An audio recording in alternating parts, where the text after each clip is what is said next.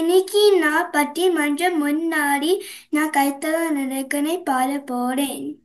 கைத்தல்லானே ரேகனே அப்பா முற அவர் புரி கப்பிய கடிமுகன் அடிபேணி கற்றிடம் அறியவர் புத்தியில் உரைபவர் கற்பகமென்ன விண்ணே கடி தேகும் மத்தமும் மதியமும் வைத்திர மணமகன் மறுப்புறல் திற பொய்ய மதையானே மத்தள வயிறனை யுத்தமை புதல்வனை மற்றவன் மலர் கொண்டு பணிவேனே முத்தமிழ் அரவணை முற்படகிரிதனில் முற்படு எழுதிய முதல்வோனே முற்பொரும் மறி செய்த அச்சிவனுரிரதம் அச்சத பொடி செய்த அதிதீரா அத்துயரரை குரு சுப்பிரமணி பரமப்பன மத நிரேபமாகி அக்குற மகளுரு நச்சிர முருகனை அக்கன மனமருள் பெருமாளே. நன்றி.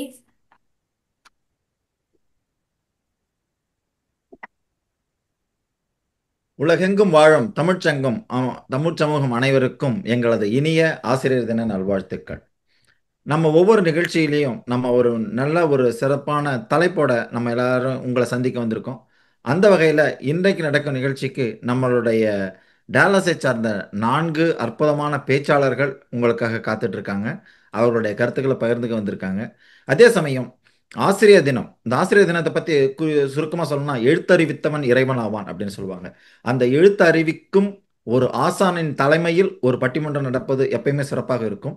அந்த வகையில் நம்மளுடைய நடுவராக இன்று இந்த பட்டிமன்றத்தை நடத்தி கொடுக்க இருக்கும் தமிழ் அறிஞர் டாக்டர் பேராசிரியர் சேமோமு முகமது அலி ஐயா அவர்கள். ஐயாவை பற்றி சொல்லணும்னா ஐயா காயிதே மில்லத் கல்லூரியின் முன்னாள் முதல்வராக பணியாற்றி ஓய்வு பெற்றிருக்காங்க. அதே கல்லூரியில் தமிழ்துறையின் தலைவராகவும் பணியாற்றி இருக்காங்க. அவருடைய இன்னும் மற்ற பொறுப்புகள், அவர் வகிக்கும் பதவிகள் அப்படின்னு பார்த்தோம்னா, அவங்க தமிழக இஸ்லாமிய முன்னேற்ற கழகத்தின் பொதுச் செயலாளராக பதவி வகிக்கிறாங்க. இஸ்லாமிய இலக்கிய சங்கத்தின் தலைவராக இருக்காங்க. எஸ்ஐஏஎஸ் சக்சஸ் அகாடமி அதில் தலைவராக இருக்காங்க. அதே போல் இனிய திசைகள் என்ற ஒரு மாதாந்திர தமிழ் இதழின் ஆசிரியராகவும் இருக்காங்க. அப்படிப்பட்ட ஒரு அறிஞரை இந்த பட்டிமன்றத்தின் தலைவராக கொள்றதுக்கு நாங்கள் பெருமகிழ்ச்சி அடைகிறோம். ஐயா, மேடை உங்கள் வசம். இறை அருள் நம் அனைவர் மீதும் நிறைவதாக. ஆசிரியர் தினத்தை முன்னிட்டு தமிழ் அமெரிக்கா தொலைக்காட்சியும் கோல்டு மைக் நித்தம் பேசு வலை ஒளியும் இணைந்து நடத்துகிற இந்த பட்டிமண்டபத்தை காணுகின்ற உலகளாவிய தமிழ் நெஞ்சங்களுக்கு எங்களுடைய அன்பினை முதற்கண் சமர்ப்பித்துக் கொள்கிறோம். இன்றைய தினம் தேவையான ஒரு தலைப்பை இந்த பட்டிமண்டபத்திற்காக தேர்ந்தெடுத்திருக்கிறார்கள். இன்றைய சிரமங்களுக்கு பெரிதும் காரணம் வீட்டு சூழலா சமுதாய சூழலா என்பதுதான். இதிலே வீட்டு சூழல் என்கிற அணியிலே திரு ஸ்ரீதர் சுவாமிநாதன் அவர்களும் திருமதி உண்ணாமலை சுப்பையா அவர்களும் வாதிட வந்திருக்கிறார்கள்.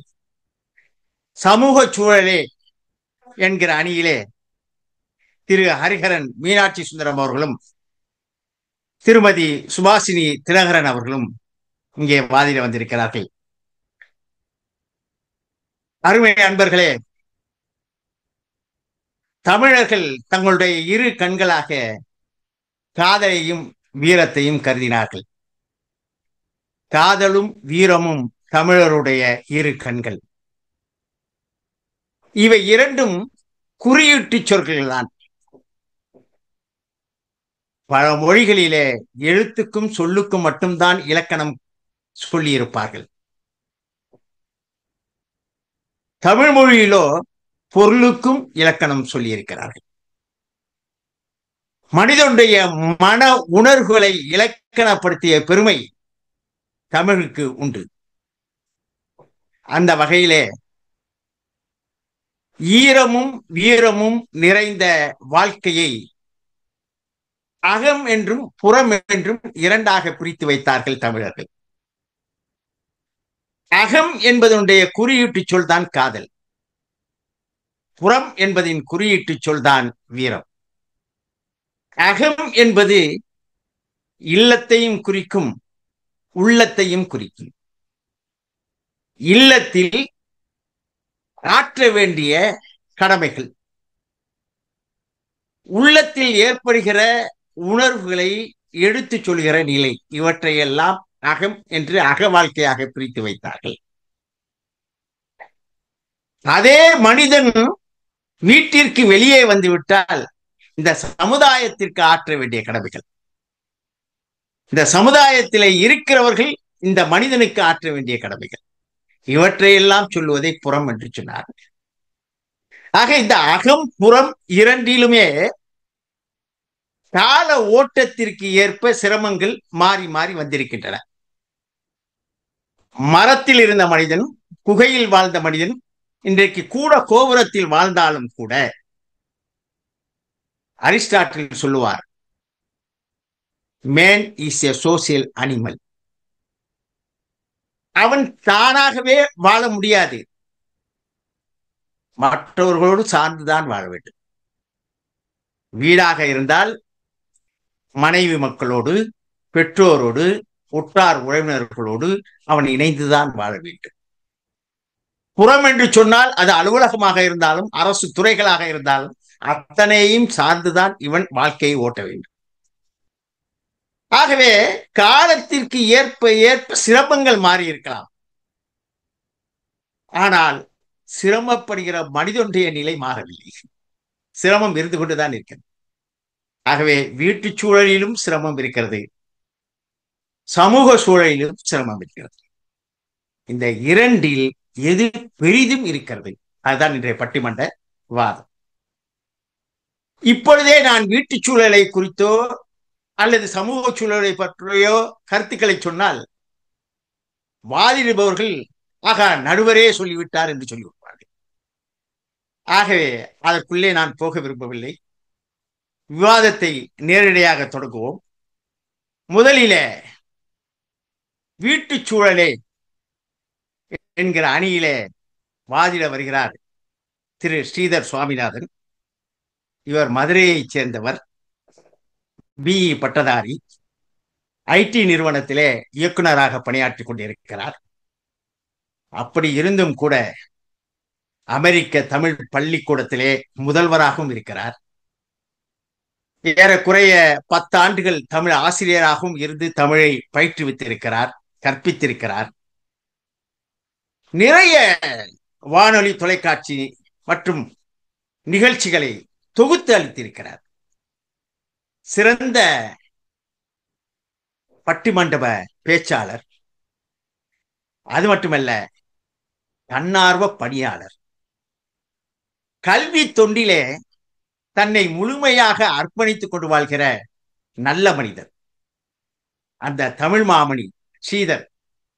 வருக வருக, உங்கள் கருத்தை தருக. அனைவருக்கும் வணக்கம். இந்த ஆசிரியர் தினத்தில் நடுவராய் வீட்டிருக்கும் நம் பேராசிரியரின் அன்பான வார்த்தைகள் என்னை மிகவும் நெகிழச் செய்துவிட்டது.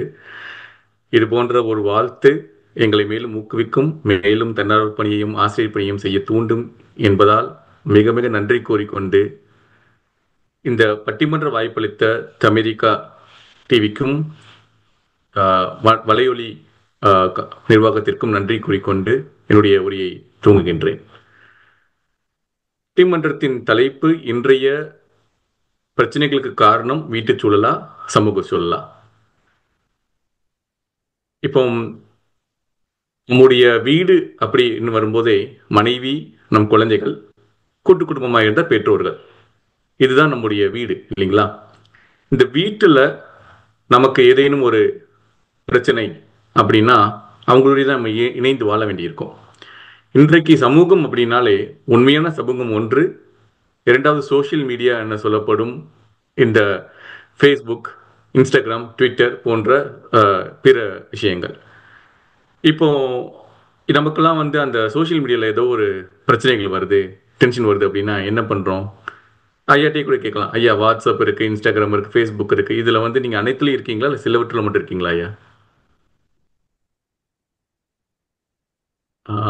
ஐயா வந்து சிலவற்றில் இருக்கேன்னு சொல்கிறாங்க நினைக்கிறேன். ஸோ இப்போ என்னன்னு பார்த்தீங்கன்னா, நமக்கு இயைந்து சந்தோஷம் கொடுக்கக்கூடிய சோஷியல் மீடியாவில் நம்ம இருக்கிறோம். சில விஷயங்கள் நமக்கு பிரச்சனைகள் வருது அப்படின்னா துஷ்டனை கண்டால் தூர விலகுன்னு சொல்லுவாங்க தமிழ் மொழியில். அதுபோல் அது வேண்டாம் அப்படின்னா விட்டுட்டு வந்துட முடியும். இதில் போனால் எனக்கு காலை டென்ஷன் ஆகுதுப்பா, வேணாம், விட்டு வந்துடுவோம். நானே 2-3 விஷயங்கள் வெளியே வந்திருக்கேன். 2-3 விஷயங்களில் வந்து இன்னும் சில நட்புகளுக்காக தொடர்ந்து கொண்டிருக்கிறேன். அதுபோல் நம்மளால் செலக்டிவாக சமூகத்தில் இருக்கும் பிரச்சனைகளில் எதை நம் எடுத்துக்கொள்ள வேண்டும், எதை விட்டு வர வேண்டும் என்று முடிவெடுக்க முடியும். ஆனால் வீடு அப்படின்னு எடுத்துக்கிட்டோன்னா முதல்ல குழந்தை வளர்ச்சியிலேருந்து ஆரம்பிப்பாங்க. ஒரு குழந்தைக்கு வந்து முதல் பள்ளிங்கிறதே வீடு தான். பள்ளியில் நம்ம ஆசிரியர் பாடம் சொல்லி கொடுக்கலாம், ஆனால் அந்த குழந்தைக்கு முதல் பள்ளிங்கிறது வீடு தான். ஸோ அவங்களுடைய குணநலன்கள், சிந்தனைகள், பழக்கங்கள் எல்லாமே வீட்டில் இருந்து தான் உருவாகுது. ஒரு பெற்றோர் காட்டுற அக்கறை, அவங்க காட்டும் கட்டுப்பாடு, கொடுக்கும் கட்டுப்பாடு, அவங்க காட்டும் அன்பு, தவறு செய்தால் கொடுக்கும் தண்டனை, ஒப்பீடு மற்றவர்களோடு, இது எல்லாமே வந்து ஒரு குழந்தையோட மனநிலையை தீர்மானிக்கும். இப்போ இங்கே பிரச்சனைன்னு வரும்போது நான் ஃபஸ்ட்டு குழந்தையோடைய பிரச்சனையிலேருந்து ஆரம்பிக்கிறேன். ஸோ ஒரு குழந்தைகிட்ட வந்து நம்ம வைக்கின்ற அதிகமான எதிர்பார்ப்பு அவங்களுக்கு மன அழுத்தத்தை கொடுக்குது. அது மதிப்பெண்ணாக இருக்கலாம், சிறு வயதாக இருக்கும்போது. வளர்ந்து வேலைக்கு போயிட்டா என்ன வேலை பண்ணுறாங்கங்கிற வேலையாக இருக்கலாம். நம்மளை போல படித்து முடித்து, சின்ன வயசு சொல்லுவாங்க படித்து முடிச்சுட்டு வேலைக்கு போயிட்டா வாழ்க்கை நிம்மதியாக இருக்கணுவாங்க. அது ஒரு காலம். இன்றைக்கி நம்ம வேலைக்குள்ள வந்துட்டோன்னா வருமானத்தில் ஒரு எதிர்பார்ப்பு, கம்பேரிசன் இல்லைங்களா? இது எல்லாமே வந்து மன அழுத்தத்தை கொடுக்குது. யார் இதில் அதிகமான கம்பேரிசன்? வீட்டில் இருக்கவங்க தான். கணவன் மனைவி மேல் வைக்கும் எதிர்பார்ப்பு, மனைவி கணவன் வைக்கும் எதிர்பார்ப்பும் இருந்தது. இன்று குழந்தைகள், ஐயா மியூட்ல இருக்கீங்க நீங்க.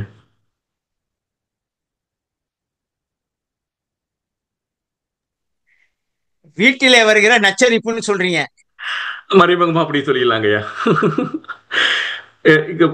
அவனை பாரு என்ன பண்றான்னு பாருன்னு நம்ம கணவனை பார்த்து மனைவி சொல்றோம், அவளை பாரு என்ன பண்றாங்கன்னு பாருன்னு இன்னொருத்தவங்களை பார்த்து மனைவிட்ட சொல்றதுங்கிறது வந்து ஒன்று. குழந்தைகள்கிட்ட அதே பிரச்சனை, அவனை பாரு என்னெல்லாம் பண்றான்னு, இவளை பாரு என்னெல்லாம் பண்றான்னு சொல்ற அந்த ஒப்பீட்டு மனோபாவம் வந்து மனக்கசப்பையும் தாழ்வன்பாவையும் கொடுக்குறீங்க.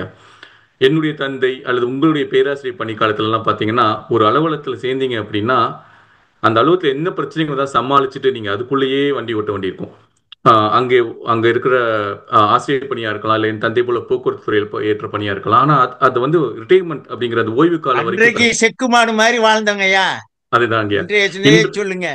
அதான் இன்றைக்கு என்ன நிலைனா எங்களுக்கு அதில் ஒரு நல்ல விஷயம் இருக்குங்கய்யா. வீட்டில் அதே கணவன் மனைவி குழந்தைகள் நம்ம காலம் வாழணுங்கிறத நம்ம தமிழ் முறை மரபும். அலுவலகத்தில் ஒரு பிரச்சனை அப்படின்னா இன்னைக்கெல்லாம் நான் அதே முக்கியம் எங்களுக்கு தொழில்நுட்ப பணியில் ஒரு பிரச்சனை அப்படின்னா போடா அப்படின்னு சொல்லிட்டு பேப்பர் போட்டு இன்னொரு கம்பெனி போய் ஜாயின் பண்ணிடுவோம். ஆக்சுவலாக எங்களுக்கு அந்த இன்றைய சூழ்நிலை அப்படின்னு எங்களுக்கு அந்த ஒரு நல்ல ஒரு வழி இருக்கிறது. முன்பு போல வந்து இல்லை நான் தாங்கிக்கிட்டு நீங்கள் சொன்ன மாதிரி செக்கும் போடும் போல முழு ஓய்வூதியம் வரை நான் வந்து அதை இழுத்துட்டு போகணுங்கிற நிலைமை எங்களுக்கு இல்லை. விளையாட்டு எடுத்துக்கோங்கய்யா, ஒரு அணிக்குள்ள போற கஷ்டப்பட்டா எப்படியாவது தாக்கு பிடிச்சி ஓடிட்டு இருப்பாங்க ஒரு இந்த கபில் தேவ் உங்களை போய் ஆட்கள் எல்லாம். இன்னைக்கு வந்து ஒரு அணி கூட எனக்கு ஒப்பந்தம் ஒத்து வரலையா, ஐபிஎல்ல விட்டு நான் இன்னொரு அணிக்கு போறேன்னு ஓடி போயிடுறாங்க. ஸோ எல்லாத்துலயுமே வந்து வெளியே இருக்கும் பிரச்சனைகளை வந்து என்னால் உதறி தள்ளிட்டு வேறு இடத்துக்கு போகக்கூடிய ஒரு வாய்ப்பும் சந்தர்ப்பும் இன்று நமக்கு இருக்குங்கய்யா. வீட்டில் வந்து சுமூகமாக வாழ்க்கை நடைபெறணும் அப்படின்னா நம்ம வந்து பல சமாளிச்சு தான் வாழ்க்கையை கொண்டு போயிருக்கு. அதனால அங்கே தான் வந்து நமக்கு வந்து பிரச்சனைகளும் அழுத்தமும் வருதுங்கய்யா. இப்போ இதில் என்ன பிரச்சனைனா குழந்தைகளை வளர்க்கும் போது ஒரு பிரச்சனை அப்படின்னா பெற்றோர்களால் குழந்தைகள் வர பிரச்சனைங்கிறது இரண்டாவது விஷயங்கய்யா. இப்போ வீட்டில் கணவன் மனைவிக்குள்ள இடைவிடாத சண்டை இருக்கிற வீடுகளை நம்ம பார்க்குறோம், அவங்களுக்குள்ள புரிதல் இல்லாத வீடுகளை பார்க்குறோம். இதுகளாம் இந்த போல பிரச்சனைகள் வந்து குழந்தைகள் மேலே திணிக்கப்படுதுன்னா இன்னொன்று வந்து மறைமுகமாக எதிர்வழியில் குழந்தைகள் எதிர்பார்க்கிற அந்த விஷயங்கள் செய்ய முடியாத குடும்ப சுமை பெற்றோர்களுக்கு இருக்கிறது. இது போல விஷயங்கள் அனைத்துமே ஆனால் முடிவில் வந்து குழந்தைகளுக்கும் மன அமைதியை கெடுக்குது, பெற்றோர்களுக்கும் மன அமைதி கெடுக்குது. வீடுங்கிறது வந்து ஒரு பிரச்சனைக்குரிய இடமா மாறி போயிடுதுங்க. ஸோ ஒரு நல்ல குடும்ப சூழல் இல்லை அப்படின்னா ஒரு குழந்தைகள் வெளி உலகத்துலையும் சீராக வாழ முடியாது. அவங்களுக்கு வந்து பள்ளியிலையும் அதோடைய பிரச்சனைகள் இருக்கும், எல்லாமே இருக்குங்க. இதுல இன்னைக்கு பெட்ரோல் வந்து வேலையிலேயே மூழ்கி மூழ்கி உட்காந்துட்டு ஒரு 2 மந்த்ஸ்ல வீட்லயே உட்காந்து வேலை பண்ணிக்கிட்டே இருக்கும் முழு நேரமும். அதனால குழந்தை கூட பேசுற நேரம், புரிந்து கொள்ற நேரத்தை வந்து ஒதுக்குறது ரொம்ப கம்மியாயிடுது. அவங்க தனிமையிலே இருக்கிறதுனால அது தவறான வழியிலும் போய் ஆறுதல் தேடும் சில குழந்தைகள் இருக்காங்க இன்றைய தலைமுறையில. இந்த மிகுந்த கட்டுப்பாடு கொடுத்தாலும் தவறுன்னு சொல்றாங்க, முழுக்க சுதந்திரம் கொடுத்தாலும் தவறுங்கிறாங்க. நான் அந்த பக்கம் நிக்கிறதா இந்த பக்கம் நிக்கிறேன்னு தெரியாம பெற்றோர்கள் நடுவுல ஒரு சரியான சமநிலை இல்லாம அவதிப்படும் பெற்றோர்கள் ரொம்ப அதிகம். இந்த ரெண்டுமே இருக்காங்கிறீங்களா? கட்டாயம் திருசங்க நிலை தான். இது வந்து இரண்டுமே பாதகமான விஷயங்கிறது தெரிஞ்சுதான் என்னன்னு தெரியாம ஓடிக்கிட்டு இருக்கோம் இன்றைக்கு எங்களுடைய வாழ்க்கையில. உங்களை போல கூட்டு குடும்பமா இருந்துட்டு சரியான வழிகாட்டல் கொடுக்கக்கூடிய தாத்தாவும் பாட்டி வீட்டுல இருந்துட்டா தப்பிச்சிட்டோம் ஐயா. அப்படி இல்லாம இன்னைக்கு வந்து அமெரிக்காவுக்கு வந்து வாழ்ந்துட்டு இன்றைய சூழல்ல என்றோதும் ஒரு நாள் வரும் பெற்றோர்கள் இருக்கும் பொழுது எங்களுக்கு அது வந்து வழிகாட்டுதல் குறைவாதான் கிடைக்குது. தொலைபேசியில் என்ன வழிகாட்டல் கொடுத்துட முடியும் ஐயா. வீட்டுல இருந்து கூட இருக்கும் போது தான் சரியான வழிகாட்டுதல் கிடைக்கும். இது எல்லாத்தையும் தாண்டி வீட்டுல பொருளாதார தட்டுப்பாடு இருந்தா அது ஒரு கடினமானது. குழந்தைகள் பெற்றோர்களுக்கு வருமான கவலை, கடன் சுமை அப்படின்னு அமைதி சிறப்பிக்க விஷயங்கள் இது எல்லாமே சுத்தி சுத்தி நடக்குதுங்கய்யா. இல்ல சமுதாயத்துல வந்து ஒரு பிரச்சனை நடக்குதுன்னு சில சமயம் பார்த்துட்டு உச்சி கொட்டிட்டு நம்மளால தீர்த்து வைக்க முடியல வெளியே வந்துருவோம். மன கஷ்டம் இருக்கும், ஐயோ என்னால சமாளிக்க முடியலேன்னு. சமாளிச்சுட்டு ரொம்ப சந்தோஷப்படுவோம், உதவிட்டா ரொம்ப சந்தோஷப்படுவோம். முடியலன்னா ஓகேப்பா என்னால முடியல நான் வந்துட்டேன்னு சொல்லிட முடியும். ஆனா வீட்டுல சொல்ல முடியாதுங்கய்யா. இதுல மொத்தத்துல பாத்தீங்கன்னா ஒரு மனிதனுக்கு அடித்தளம்ங்கிறது வீடு. அந்த வீடு சரியா இருந்துருச்சு நான் வெளியுலகத்துல எந்த சிரமத்தையும் சமாளிச்சுட்டு முடிச்சிருங்கய்யா. ஆனா வீடுங்கிறது தவறாக இருந்துருச்சு அப்படின்னா சிறிய சிரமம் கூட வெளியே பெரிய சுமையாயிருதுங்க. இது வந்து இதை நான் மட்டும் இல்ல, எதிரணியில இன்னைக்கு பேச வந்திருந்தாலும் அவங்களுடைய மனசாட்சிக்கு தொட்டு பார்த்து ஹரியும் சுபாஷினியாக்காவும் அதை ஒத்துக்கொள்வாங்கிற நம்பிக்கையோட நியாயமான தீர்ப்பை நீங்களும் அளவீர்கள் நம்பி இந்த வாய்ப்புக்கு நன்றி தெரிவிக்கிறேன். அனைவருக்கும் நன்றி, வணக்கம். ஸ்ரீதர் அருமையாக தன்னுடைய வாதங்களை தொடங்கி வைத்திருக்கிறார். பாராட்டுக்கள், வாழ்த்துக்கள். அதாவது சமுதாயத்துல ஏற்படுகிற சிரமங்களை நாம ஒதுக்கி வச்சிடலாம், புறந்தள்ளிடலாம், இக்னோர் பண்ணிடலாம். துஷ்டனை கண்டால் தூர விலகுங்கிற மாதிரி போயிடலாம். ஆனா வீட்டிலே ஏற்படுகிற சிரமங்களை நாம தவிர்க்கவே முடியாது அல்லவா அப்படின்னு ஒரு வாதத்தை வச்சிருக்காரு. அதே மாதிரி பிள்ளைகள் வளர்ப்பிலே இருக்கிற சிரமங்களையும், நிதி பற்றாக்குறையினாலே வருகிற சிரமங்களையும், கடன் சுமையினாலே வருகிற சிரமங்களையும், குடும்ப அமைப்பு இன்றைக்கு தனி குடித்தன முறையிலே இருக்கிறதுனாலே ஏற்படுகிற சிரமங்களையும் எடுத்து சொல்லி இருக்கிறார். இதற்கெல்லாம் அடுத்து சமூக சூழலே என்று பேச வருகிற சுபாஷினி பதில் சொல்லியாக வேண்டும். சுபாஷினி தினகரன் இவர் பொள்ளாச்சிக்காரு, எம்ஏ எம்ஃபில் படிச்சுட்டு இன்றைக்கு டெக்சாஸ்ல டேலஸ்ல வாழ்ந்து கொண்டிருக்கிறவர்.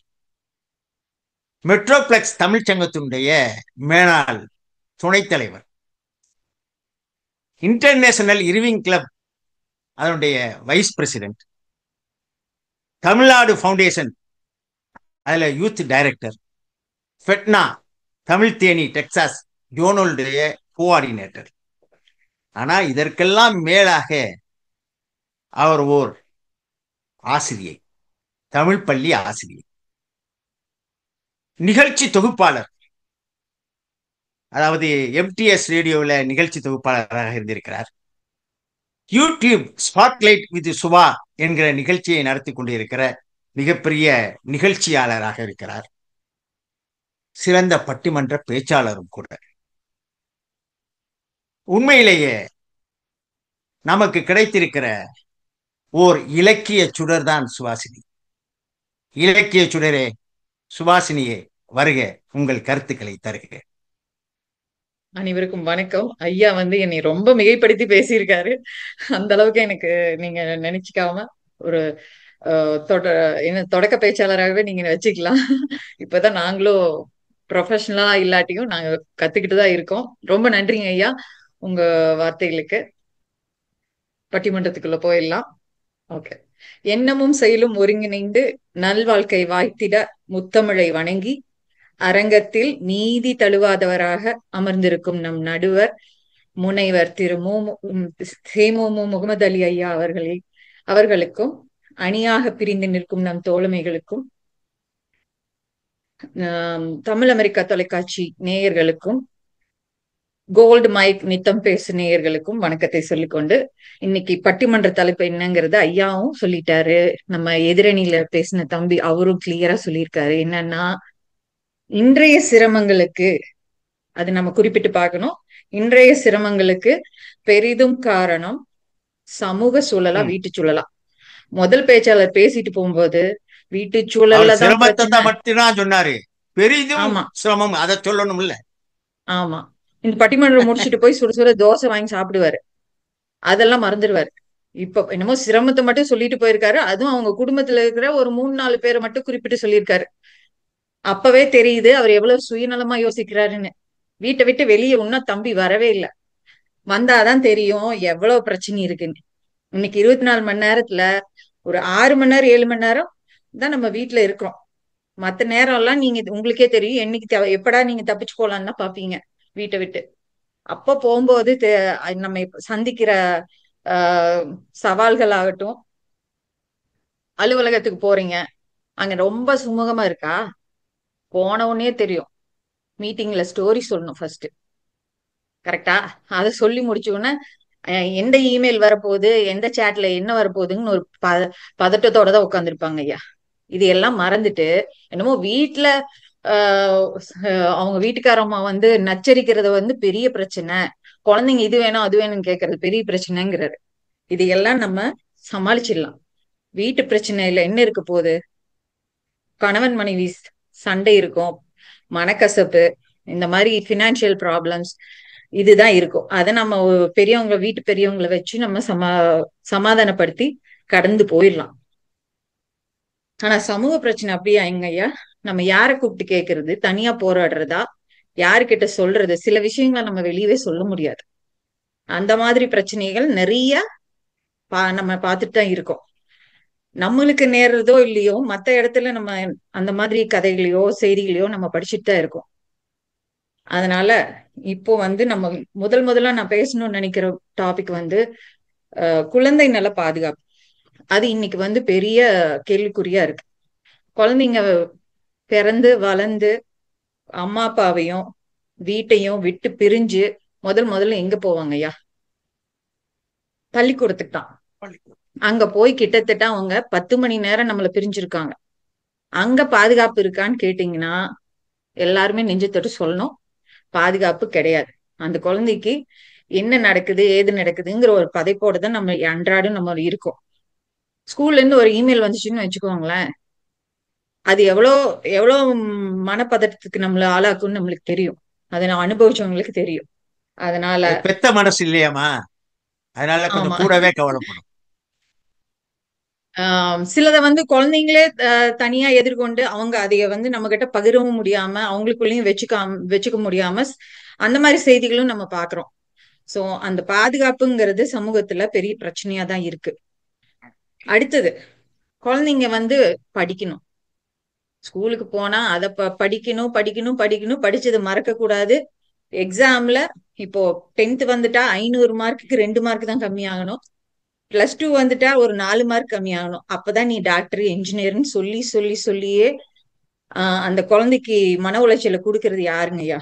வீட்டுல நம்ம பாசிட்டிவா நிறைய சொல்லி கொடுத்தா கூட வெளியில இருக்கிறவங்க உங்க மகன் எத்தனை மார்க்கு, உங்க மகள் எத்தனை மார்க்கு பார்த்தோன்னு அதான் கேட்பாங்க. என்ன படிக்கிறாங்க, அதை வச்சு ஒரு ஜட்ஜ் பண்ணுவாங்க. சோ இது ஒரு என்ன சொல்றது, ஒரு காம்படிட்டிவ் வேர்ல்ட்ல குழந்தைங்க பயங்கர பியர் பிரஷரோட தான் வளர்றாங்க. அதையெல்லாம் நம்ம எதிர்கொண்டு குழந்தைங்க அந்த சிறு வயசுலயே அவங்க எல்லாம் அதைய எதிர்கொண்டுதான் வளர்றாங்க. அது போக போறவங்க வரவங்க எல்லாம் சொல்லுவாங்க, படிப்பு ரொம்ப முக்கியம், உன் வாழ்க்கை உன் கையில தான், பாத்துக்கோன்னு சொல்லுவாங்க. சரி, நம்மளும் கஷ்டப்பட்டு எல்லாத்தையும் படிச்சு கொஞ்ச நாள் கழிச்சுதான் தெரியும் நம்ம படிச்ச படிப்புக்கும் நம்ம பண்ற வேலைக்கும் சுத்தமா சம்பந்தமே இல்லைன்னு. இந்த மாதிரிதாங்க ஐயா எல்லா சமூக பிரச்சனைகள்லயும் நம்ம தனியா நின்னெல்லாம் போராடி எந்த இதையும் பண்ண முடியாது. அடுத்தது மிகப்பெரிய என்ன சொல்றது ஆக்கிரமிப்புன்னு பாத்துட்டீங்கன்னா, இன்னைக்கு வாழ்க்கை முறையில சமூக ஊடகங்களோட ஆக்கிரமிப்பு தான். அதுதான் இப்ப ட்ரெண்டு. காலையில எந்திரிச்சா சாப்பிட்றாங்களோ இல்லையோ ஒரு ரீல போடணும், ஒரு ஸ்டோரிய போடணும். போட்டோ எடுத்த போட்டோவையெல்லாம் வெப்சைட்ல இது வாட்ஸ்அப்ல அனுப்பிடணும். அதுக்கு எத்தனை லைக் வருதுன்னு பார்க்கணும். இதுதாங்க ஐயா வாழ்க்கையில மிக முக்கியமான இந்த ஒன்று. போட்டாதாமா சில பேருக்கு சாப்பிட்ட உணவே ஜீரணிக்குது. ஆமா, இன்னைக்கு நம்ம ஒரு சாதனை புரிஞ்சிருக்கிறோங்கிற ஒரு நிம்மதியோட தூங்க முடியுது அவங்கனால. அது மட்டும் இல்ல, இன்னைக்கு 80 வயசு பாட்டி வந்து கூந்தல் தைலம் வைக்கிறாங்க. நான் என்னை மாதிரி உங்களுக்கு கூந்தல் வளரணும்னா 4 நாள் இந்த தைலத்தை போடுங்க, என்கிட்ட வாங்குங்கன்னு சொல்றாங்க. பாவம், அந்த அவங்க மாதிரி வச்சிருக்கிறது விக்குங்கிறதே பல பேருக்கு தெரியறது இல்ல. ஆமா, இந்த மாதிரி நம்ம ஏமாறுறவங்க இருந்தா ஏமாத்துறவங்க ஊடகங்கள் அதிகமாயிட்டு தான் போறாங்க. அதுக்கப்புறம் டாக்டர்ஸ் நம்ம நேரா போய் அப்பாயின்மெண்ட் வாங்கி கருத்து சொல்றாங்களோ இல்லையோ, டாக்டர்ஸும் இப்ப ரீல்ஸ் போடுறாங்க. உங்களுக்கு கண்ணு மங்களா தெரியுதா, வயித்துல ஏதாவது பிரச்சனையா, சோர்வா இருக்கிறீங்களா காலையில எந்திரிச்சு உடனே, அப்போ உங்களுக்கு வந்து சர்க்கரை நோய் சிம்டம்ஸ் இருக்குங்கிறாங்க. அடுத்ததா டிப்ஸ் சொல்றேன்னு ஒருத்தர் வருவாரு. அவர் என்ன சொல்லுவாரு, உங்களுக்கு சர்க்கரை நோயா, கொய்யா இலைய போட்டு டீ குடிங்க, மாங்காய் இலைய போட்டு டீ குடிங்கன்னு சொல்லுவாங்க. அது அடுத்த ஒரே நிமிஷத்துல இன்னொருத்தர் வந்து சொல்லுவாரு, அவர் சொல்றத செஞ்சீங்கன்னா உங்களுக்கு பிரஷர் வரும், ஸ்ட்ரோக் வரும் அப்படிம்பாரு. இந்த மாதிரி பயமுறுத்தல்களோடவே நம்ம வந்து அன்றாட வாழ்க்கையை கடத்த வேண்டியதா இருக்கு. இவங்களை எல்லாம் சமாளிக்கிறதே ஒரு மிகப்பெரிய சமூக பிரச்சனை தான் இன்னைக்கு. சரி, அதுதான் போட்டுன்னு பார்த்தா நம்ம அன்றாடம் சாப்பிடுறோம். உணவு இல்லாம யாரும் வாழ முடியாது. அந்த உணவு பழக்க வழக்கத்துல பாத்தீங்கன்னா பாரம்பரிய உணவுன்னு ஒண்ணு கண்டுபிடிச்சிருக்காங்க ஐயா. அது வீட்லயும் செய்ய தெரியல, வெளியிலும் செய்ய தெரியல, அப்படிதான் இருக்கு. இது போக என்ன சொல்றது, வெளிநாட்டுல இருந்து பல உணவு வகைகள் என் சம்பந்தமே இல்லாம உடலுக்கும் ஒவ்வாத பல விதமான உணவுகளை நம்ம பார்த்துட்டு இருக்கோம். இப்போ பீட்சா எல்லாம் அவுட் ஆஃப் ட்ரெண்ட் ஆயிடுச்சுங்கய்யா. ஷவர்மா, மோமோஸ் அந்த மாதிரிதான் சாப்பிடுறாங்க. அதான் குழந்தைங்களும் ஆர்டர் பண்றாங்க. இப்ப வீட்டுல செய்யறாங்களோ இல்லையோ ஆர்டர் பண்ணி சாப்பிடுறாங்க. இந்த மாதிரி அதுதானம்மா வாய்க்கு கொஞ்சம் விளம்பரங்களுக்கு ருசியா இருக்கு. விளம்பரங்களை ஆக்கிரமிக்கப்பட்ட ஒரு அடிமையான வாழ்க்கை தான் நம்ம இன்னைக்கு வாழ்ந்துட்டு இருக்கிறோம் சமூகத்தினால. இந்த பிரச்சனைகள் எல்லாம் எப்படி தீர்க்கறது நம்ம யாருக்குமே தெரியல. இப்போ அப்படிதான் நம்ம கடந்து போயிட்டு இருக்கோம். சரி, இதையெல்லாம் இந்த மன உளைச்சல் எல்லாம் தள்ளி வச்சுட்டு சரி நம்ம எங்காவது சுத்தி பார்க்க போலாம், சாமி தரிசனம் பண்ணிட்டு வரலான்னு போனா பயங்கர கூட்ட நெரிசல். அவங்க சில விதிமுறைகள் எல்லாம் போட்டிருப்பாங்க, அது யாரும் எதுவும் கண்டுக்கிறது இல்லை. விதி மீறல்கள் தான் நிறைய இருக்கு. சோ இது மாதிரி சொல்லிட்டே போயிட்டே இருக்கலாம். பேப்பரை திறந்தா நீங்க வந்து வீட்டு நிகழ்வுகள் இருக்கோ இல்லையோ, சமூகத்துல நடக்கிற அவலங்கள், வன்முறை கொடுமைகள், இந்த நாட்டுல போறோம் அந்த நாட்டுல போறோம்னு பல பிரச்சனைகள் சமூகத்துலதான் இருக்கு. வீட்டு பிரச்சனையை எப்படியோ சமாளிச்சு வாழ்ந்துடலாம். ஆனா சமூகத்துல இருக்கிற பிரச்சனைய ஒன்று கூடிதான் நம்ம தீர்க்கணும். அப்புறம் இன்னொன்னு சொல்லுவாங்க, சிஸ்டம் சரியில்லைன்னு சொல்லுவோம். அது நம்மளும் சேர்ந்துதான் சொல்லுவோம், நம்மளும் சிஸ்டம்ல ஒரு அங்கம்தான். அதனால சமூக பிரச்சனை தான் இன்றைய சூழல்ல இத்தனை சிரமங்களுக்கும் மிகப்பெரிய காரணம் என்று சொல்லி வாய்ப்பளித்தமைக்கு நன்றி கூறி அமர்கிறேன். நன்றி, வணக்கம். ஸ்ரீதர், வீட்டு பிரச்சனையை சமாளிக்க இயலாது, சமூக பிரச்சனையை சமாளிச்சிடலாம், ஒதுக்கிடலாம். சுபா, வீட்டு பிரச்சனையை ஒதுக்கிடலாம், சமாளிச்சிடலாம், ஆனா சமூக பிரச்சனையை தான் நம்மளால சமாளிக்க முடியாது அப்படிங்கிறதுக்கு அடுக்கடுக்கான காரணங்களை எல்லாம் சொன்னாங்க. குழந்தை நல பாதுகாப்புல இருந்து ஆரம்பிச்சுட்டாங்க.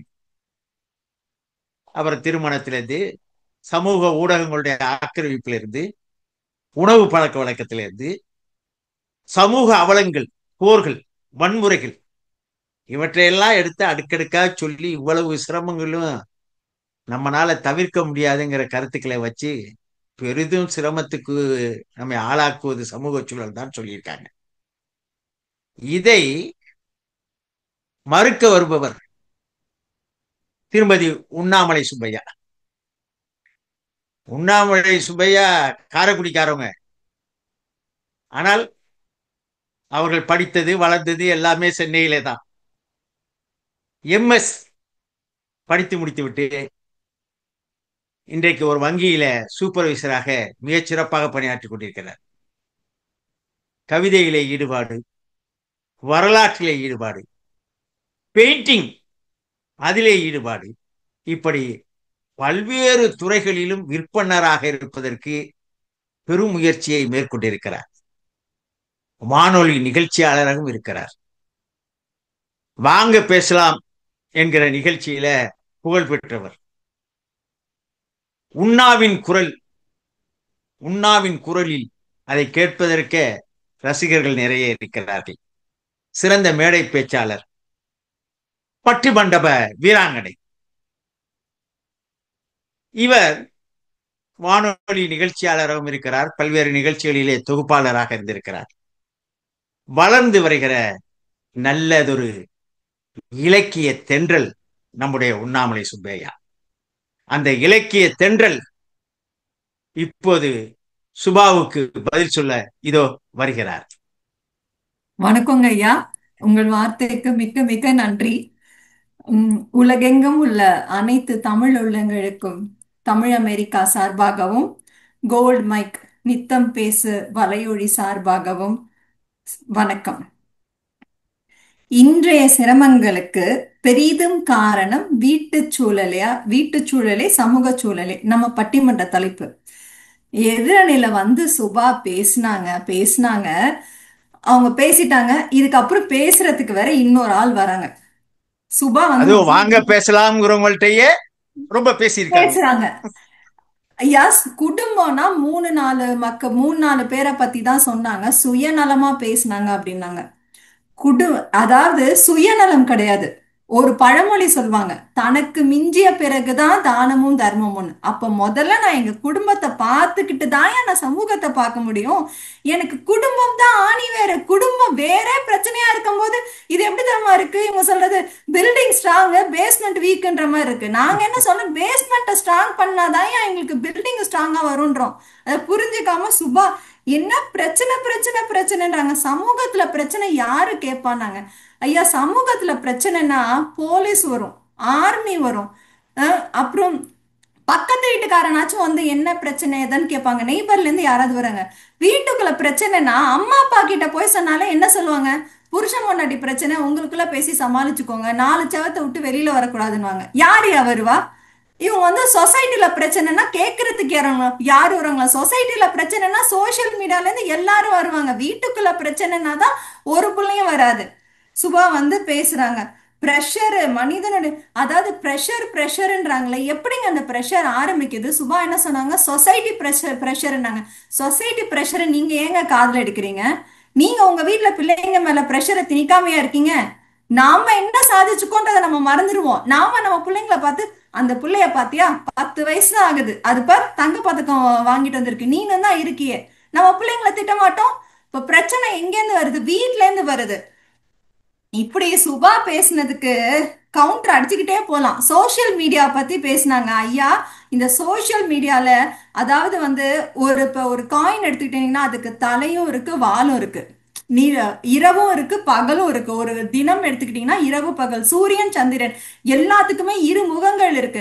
சோசியல் மீடியா எடுத்துக்கிட்டா நல்லதும் இருக்கும், கெட்டதும் இருக்கும். இவங்க உட்காந்துட்டு இந்த வீடியோ, இன்ஸ்டா ரீல்ஸ் இதா பார்த்துட்டு அதுல உள்ள நல்லதெல்லாம் விட்டுட்டாங்க. ஆக இவங்க என்ன பண்றாங்கன்னா, வீட்டுல இவங்க ஒழுங்கா வேலை பார்க்கறதே இல்லை. இந்த ஆரம்பத்துல இருந்து இந்த ரீல்ஸையா பார்த்துட்டு இப்படியே கதையை அடிச்சுட்டு போயிட்டாங்க. பாவம், அண்ணனை கேட்டாதான் தெரியும் வீட்டுல எவ்வளவு கஷ்டப்படுறாங்கன்னு. என்னோட கருத்துக்கு வரேன். எதிரணியில இருக்க 2 பேரை பார்த்தா எனக்கு யாரு மாதிரி தோணுது அப்படின்னா, இந்த நாயன்மார்கள் இருக்காங்க இல்லையா, 63 நாயன்மார்கள்ல ஒவ்வொரு நாயன்மார்களுக்கும் ஒரு கதை இருக்கு. அதுல குறிப்பா நான் சொல்லணும்னு நினைக்கிறது அப்பூதி அடிகள் நாயன்மார். அவர் வந்து எப்படின்னா, அவர் வந்து வீட்டை மறந்து சிவபக்தர்களுக்கு தொண்டு செய்யறதுல ரொம்ப இதுவா ரொம்ப ரொம்ப ஆர்வமா இருப்பார். வீட்டை மறந்துடுவாரு. தன்னோட பையன் இறந்ததையே மறைச்சு சிவபக்தருக்கு தொண்டு செய்வார். அப்பேற்பட்ட ஒரு அடியார் அவர். அப்படிதான் இருக்கு இவங்க 2 பேரையும் பார்த்தா. இவங்களுக்கு குடும்பத்துல உள்ள பிரச்சனை ஒன்னும் தெரியல, அதுக்குள்ள சமூக பிரச்சனைக்கு போயிட்டாங்க. அதாவது சாமியாரா போயிட்டாங்கிறீங்களா? சாமியாரா போல, சமூக பிரச்சனையை பார்க்க போயிட்டாங்க ஐயா. அதாவது தொட்டதை தூறும் மணற்கேணி மாந்தருக்கு கற்றதை தூறும் அறிவு. மணல்ல தோன்ற அளவுக்கு தான் சிறிது குளத்துல நீர் ஊறுனுவாங்க. அதே போல நம்ம கற்ற அளவு தான் அறிவு வளருனுவாங்க. இதை எதுக்கு சொல்றேன் அப்படின்னா, குழந்தைங்களை வீட்டுல நம்ம சொல்லி எந்த சூழல்ல வளர்க்குறோமோ அப்படிதான் ஒரு குழந்தை உருவாகிறது. அதுக்கு தான் நம்ம வீட்ல சொல்லி சொல்லி வளர்ப்பாங்க. வீட்ல குழந்தைங்க முன்னாடி சண்டை போட்டுக்காதீங்கன்னு. ஏன்னா அந்த குழந்தைக்கு நம்ம வளர்க்கும் போதே வந்து அந்த குழந்தைக்கு வந்து சண்டை போட்டு வளர்ந்தோம்னா அந்த மாதிரி ஒரு மைண்ட் செட் பிள்ளைக்கு வந்துடும். அதனாலதான் குழந்தைங்களுக்கு வந்து மைண்ட் செட் ஹாப்பியா வச்சுக்கணும், குழந்தைங்க முன்னாடி சண்டை போடாதீங்க அப்படிலாம் சொல்லி சொல்றாங்க. இவங்க அதெல்லாம் விட்டுட்டு சமூக பிரச்சனையை பேச வந்துட்டாங்க. நான் கேக்குறேன், ராமர் வனவாசம் போனது யாரால? வீட்டு பிரச்சனையா சமூக பிரச்சனையா? கைகையால தானே போனா. இது எங்க சமூக பிரச்சனை நான் சொல்லுவாங்க? அடுக்கிட்டே போறாங்க. அதாவது இந்த சொசைட்டில வர பிரச்சனை வந்து சிரமங்கள் எப்படின்னா, நம்ம கூகுள் அட்வர்டைஸ்மெண்ட் மாதிரி வேணும்னா நம்ம ஸ்கிப் பண்ணிட்டு போலாம்யா. ஆனா அந்த வீட்ல வர பிரச்சனைன்றது யூடியூப் ஆட் மாதிரி நம்மளால ஸ்கிப்பே பண்ண முடியாது. நின்னு பார்த்து தான் ஆகணும், வேற வழியே கிடையாது. ஃபேஸ் பண்ணி தான் ஆகணும். அதை விட்டுட்டாங்க இவங்க இவங்க எல்லாரும் அதை விட்டுட்டாங்க. அதாவது அன்பு ஒற்றுமை இல்லாத வீட்ல வந்து ஒரு மன அழுத்தம் உருவாகிறது. இப்போ ஒரு குழந்தை, அதாவது ஒரு குழந்தை வீட்ல வளருதுன்னா இன்னைக்கு இருக்க காலகட்டத்துல குழந்தைக்கு குட் டச் பேட் டச் எதுன்னு சொல்லி கொடுக்குற அளவுக்கு வீட்ல பிரச்சனைகள் இருக்கு. அப்ப அந்த குழந்தைக்கு அதெல்லாம் நம்ம வீட்ல சொல்லி கொடுக்கலன்னா நாளைக்கு சமூகத்துல எப்படி அந்த குழந்தை நல்லபடியா இருக்கும்? ஒரு சமூகம் எப்படி உருவாகிறது? பல வீட்டு மக்கள் ஒன்றா சேர்ந்து தானே சமூகம் உருவாகுது. வீடே சரியில்லைன்னு வீட்ல அவ்வளவு பிரச்சனைகளை வச்சுட்டு நம்ம எப்படி சமூகத்தை சொல்ல முடியும்? சமூகம் யாருங்க? நம்ம வீடு தாங்க. என்னைய மாதிரி 10 குடும்பம் சேர்ந்துச்சுன்னா சமூகம். வீட்ல அவ்வளவு பிரச்சனைகள் இருக்குங்க. ஒரு நாள் தூங்கி எந்திரிச்சோம்னா, அதாவது வந்து கணவன் மனைவி பிரச்சனையோ இல்ல நிதி பிரச்சனையோ பிரச்சனை கிடையாது. வீட்ல பல தரப்பட்ட பிரச்சனைகள் வருது வீட்டுக்குள்ள. அதாவது வந்து ஒரு குழந்தைய ஸ்கூலுக்கு அனுப்பிச்சா எங்களுக்கு பயமா இருக்குன்றாங்க. எல்லாருக்கும் தாங்க பயமா இருக்கு. நம்ம ஆபீஸ் போறோம், வீட்டுக்குள்ளேயே உட்கார்ந்து இருந்தா கூட நமக்கு என்ன உத்தரவாதம் இருக்கா நம்ம நல்லா இருப்போம்னு? மனிதனோட வாழ்க்கை நிரந்தரமற்றது. அதனால இதெல்லாம் நம்ம துணிஞ்சுதான் எல்லாம் செயல்படுத்துறோம். இவங்க வந்து இதுக்கு பயமா இருக்கு அதுக்கு பயமா இருக்குன்னு சொல்லி சுபா பேசினாங்க. இதுக்கு பின்னால ஒருத்தர் பேச வர போறாரு. அதாவது ஒரு பொருளாதார பிரச்சனை வந்து ஒரு முக்கியமான ஒரு பாயிண்ட். வீட்ல வந்து ஒரு பொருளாதார பிரச்சனை ஆரம்பிச்சதுன்னா அதுக்கப்புறம் வந்து அதாவது அந்த பொருளாதார பிரச்சனையில பேரண்ட்ஸோட மைண்ட் செட் எப்படி இருக்குன்னா, இப்ப ஒண்ணுமே இல்லை, நீங்க இந்த 3BHK படம் பாத்தீங்கன்னு வச்சுக்கோங்களேன். காலேஜ் அட்மிஷன்ல போய் அந்த பையனை சேர்க்கறதுக்கு அவன் வந்து மெக்கானிக்கல் இன்ஜினியர் படிக்கணும்னு பிள்ளை. ஆனா அங்க உள்ள ஹெச்ஓடி சொல்லுவாரு, நீ கம்ப்யூட்டர்ல ஜாயின் பண்ணனா கம்ப்யூட்டர் தான்ப்பா ஃபியூச்சர்னாங்க. அப்ப அந்த குழந்தைங்களோட மனசு என்ன தேடுதுன்றது தெரியாம பெத்தவங்க வந்து குழந்தை ஃபியூச்சர் நல்லா இருக்கும்னு இன்னொருத்தவங்க சொல்றாங்க, பேச்சை கேட்டுறாங்களே. இது வீட்டு பிரச்சனை தானேங்க. அவங்களுக்கு என்ன ஆசைன்னா, ஐயோ நம்ம புள்ள நல்லா வந்துடணும் ஆசை. அது ஆசைதான். ஆனா சில டைம் அந்த ஆசை வந்து பேராசைய மாதிரி குழந்தைகள் மேல திணிக்கப்படுகிறது. அதனாலதான் வந்து இன்னைக்கு பாதி பிரச்சனை உருவாகுது. வீட்டுல இந்த மாதிரி சின்ன சின்ன பிரச்சனைகளோ, அதாவது பொருளாதார பிரச்சனை, உடம்பு பிரச்சனை, உடம்பு சரியில்லாம எவ்வளவு பிரச்சனை வருது, சமைக்கிறதுல பிரச்சனை, இப்படி பல தரப்பட்ட பிரச்சனை. அதாவது இன்னைக்கு இருக்க காலகட்டத்தில் கணவன் மனைவி 2 பேருமே வேலை செஞ்சாதான் வாழ்க்கையை ஓட்ட முடியுன்றாங்க. இதுல என்ன பிரச்சனைனா, அந்த கணவனும் மனைவி 2 பேரும் வேலை பார்க்கும் போது குழந்தை என்ன கேட்டாலும் வாங்கி கொடுத்துருவாங்க. அதாவது முன்னாடி குழந்தைங்க வந்து ஏதாவது கேட்டா நோன்னு சொல்ற ஒரு மனப்பக்குவம் இருந்தது பெத்தவங்களுக்கு. இன்னைக்கு வந்து நோ சொன்னோம்னா நம்ம பேட் பேரண்ட்ஸ் ஆயிடுவோமோ அப்படின்ற ஒரு தாட் ப்ராசஸ் பேரண்ட்ஸ் எல்லார் மைண்ட்லயும் வந்துருச்சு. அரிஸ்டாட்டில் சொன்னான், ஒரு காலம் வரும் பிள்ளைகளுக்கு பெற்றோர் பயப்படுவாங்க, ஆசிரியர்கள் மாணவர்களுக்கு பயப்படுவாங்கன்னு. அந்த காலத்தை வந்துருச்சுங்கிறீங்க. கண்டிப்பாங்க ஐயா. ஏன்னா இன்னைக்கு குழந்தைங்களுக்கு நோ சொல்லவே மாட்டேங்கிற எந்த பேரண்ட்ஸும். அதனால என்ன ஆகுதுன்னா, அந்த குழந்தைக்கு வீட்டுக்குள்ள சகட்டுமேனிக்கு எல்லாமே கிடைச்சதுனால வெளியில போகும்போது சமூகத்துல ஏதாவது ஒரு தோல்வியை தாங்கிக்கிற சக்தி இல்ல. இதுக்கு பிரச்சனை யாரு? வீடு தானே முதல் பிரச்சனை. அந்த குழந்தைக்கு பாசிட்டிவ் நெகட்டிவ் எல்லாத்தையுமே சொல்லி கொடுக்க வேண்டியது வீட்டுல தானே. வீடு சரி இருந்தா ஏன் சமூகத்துல பிரச்சனை வரப்போகுது? வீடுதான் காரணம். ஆக வீடுதான் அடித்தளம்.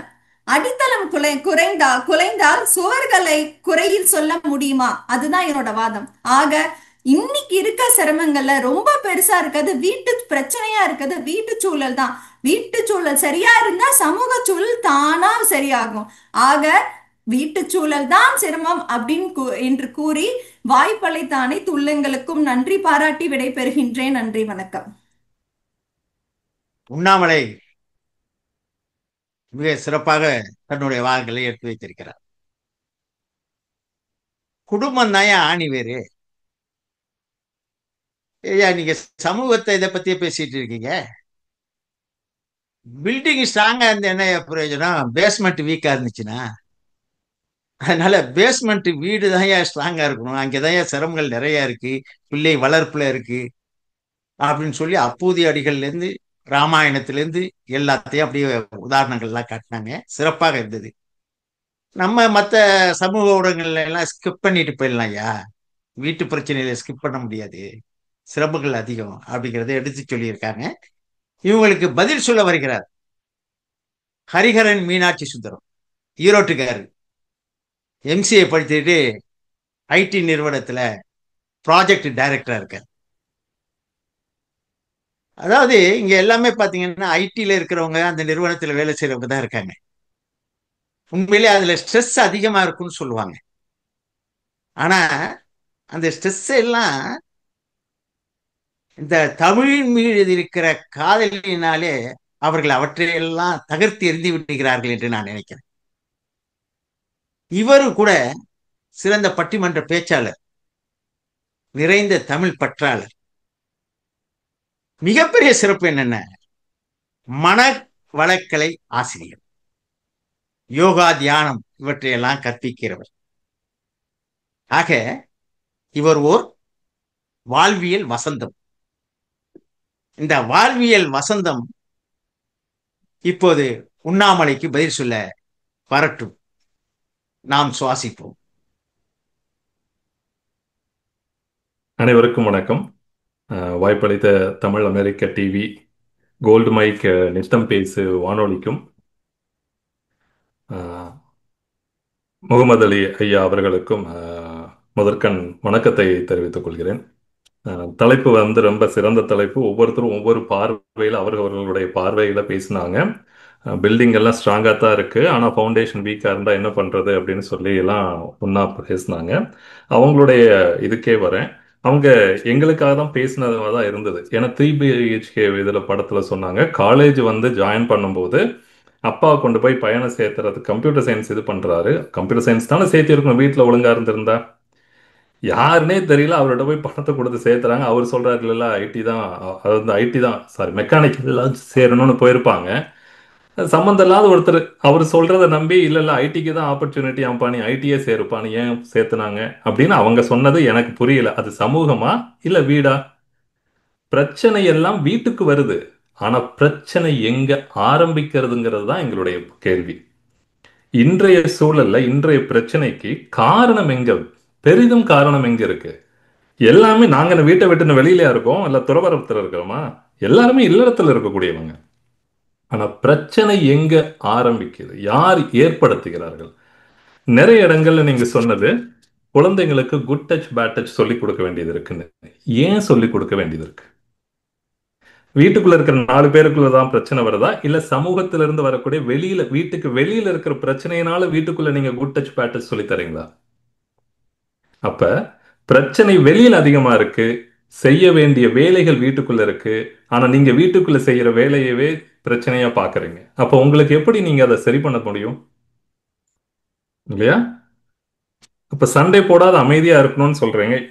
அதாவது அப்பூதி அடிகள், அதாவது எல்லாருமே சாமியாரா போயிட்டாங்க அப்படின்னு நாங்கெல்லாம் சாமியாரா இருக்கோம் அப்படிங்கிற மாதிரி சொல்றது சமூகத்தின் பார்வையில் இருக்கக்கூடிய சிக்கல்கள், நடைமுறை சிக்கல்கள், வாழ்வியல் சிக்கல்கள். அதாவது வீட்டுக்குள்ள நீங்க வந்து 4 பேர் உங்களுக்கு சமாளிக்கிறதே ஒரு பெரிய பிரச்சனையா இருக்குன்னா, கடுகை தூக்கி கண்ணு கிட்ட வச்சுக்கிட்டு ஐயோ சூரியனே தெரியலங்கிற மாதிரி இருக்குது. ஒரு சின்ன 4 பேருக்குள்ள இருக்கிற பிரச்சனைய வீட்டை தாண்டினீங்கன்னா 40 பேர் வித்தியாசமான மக்கள் இருக்காங்க.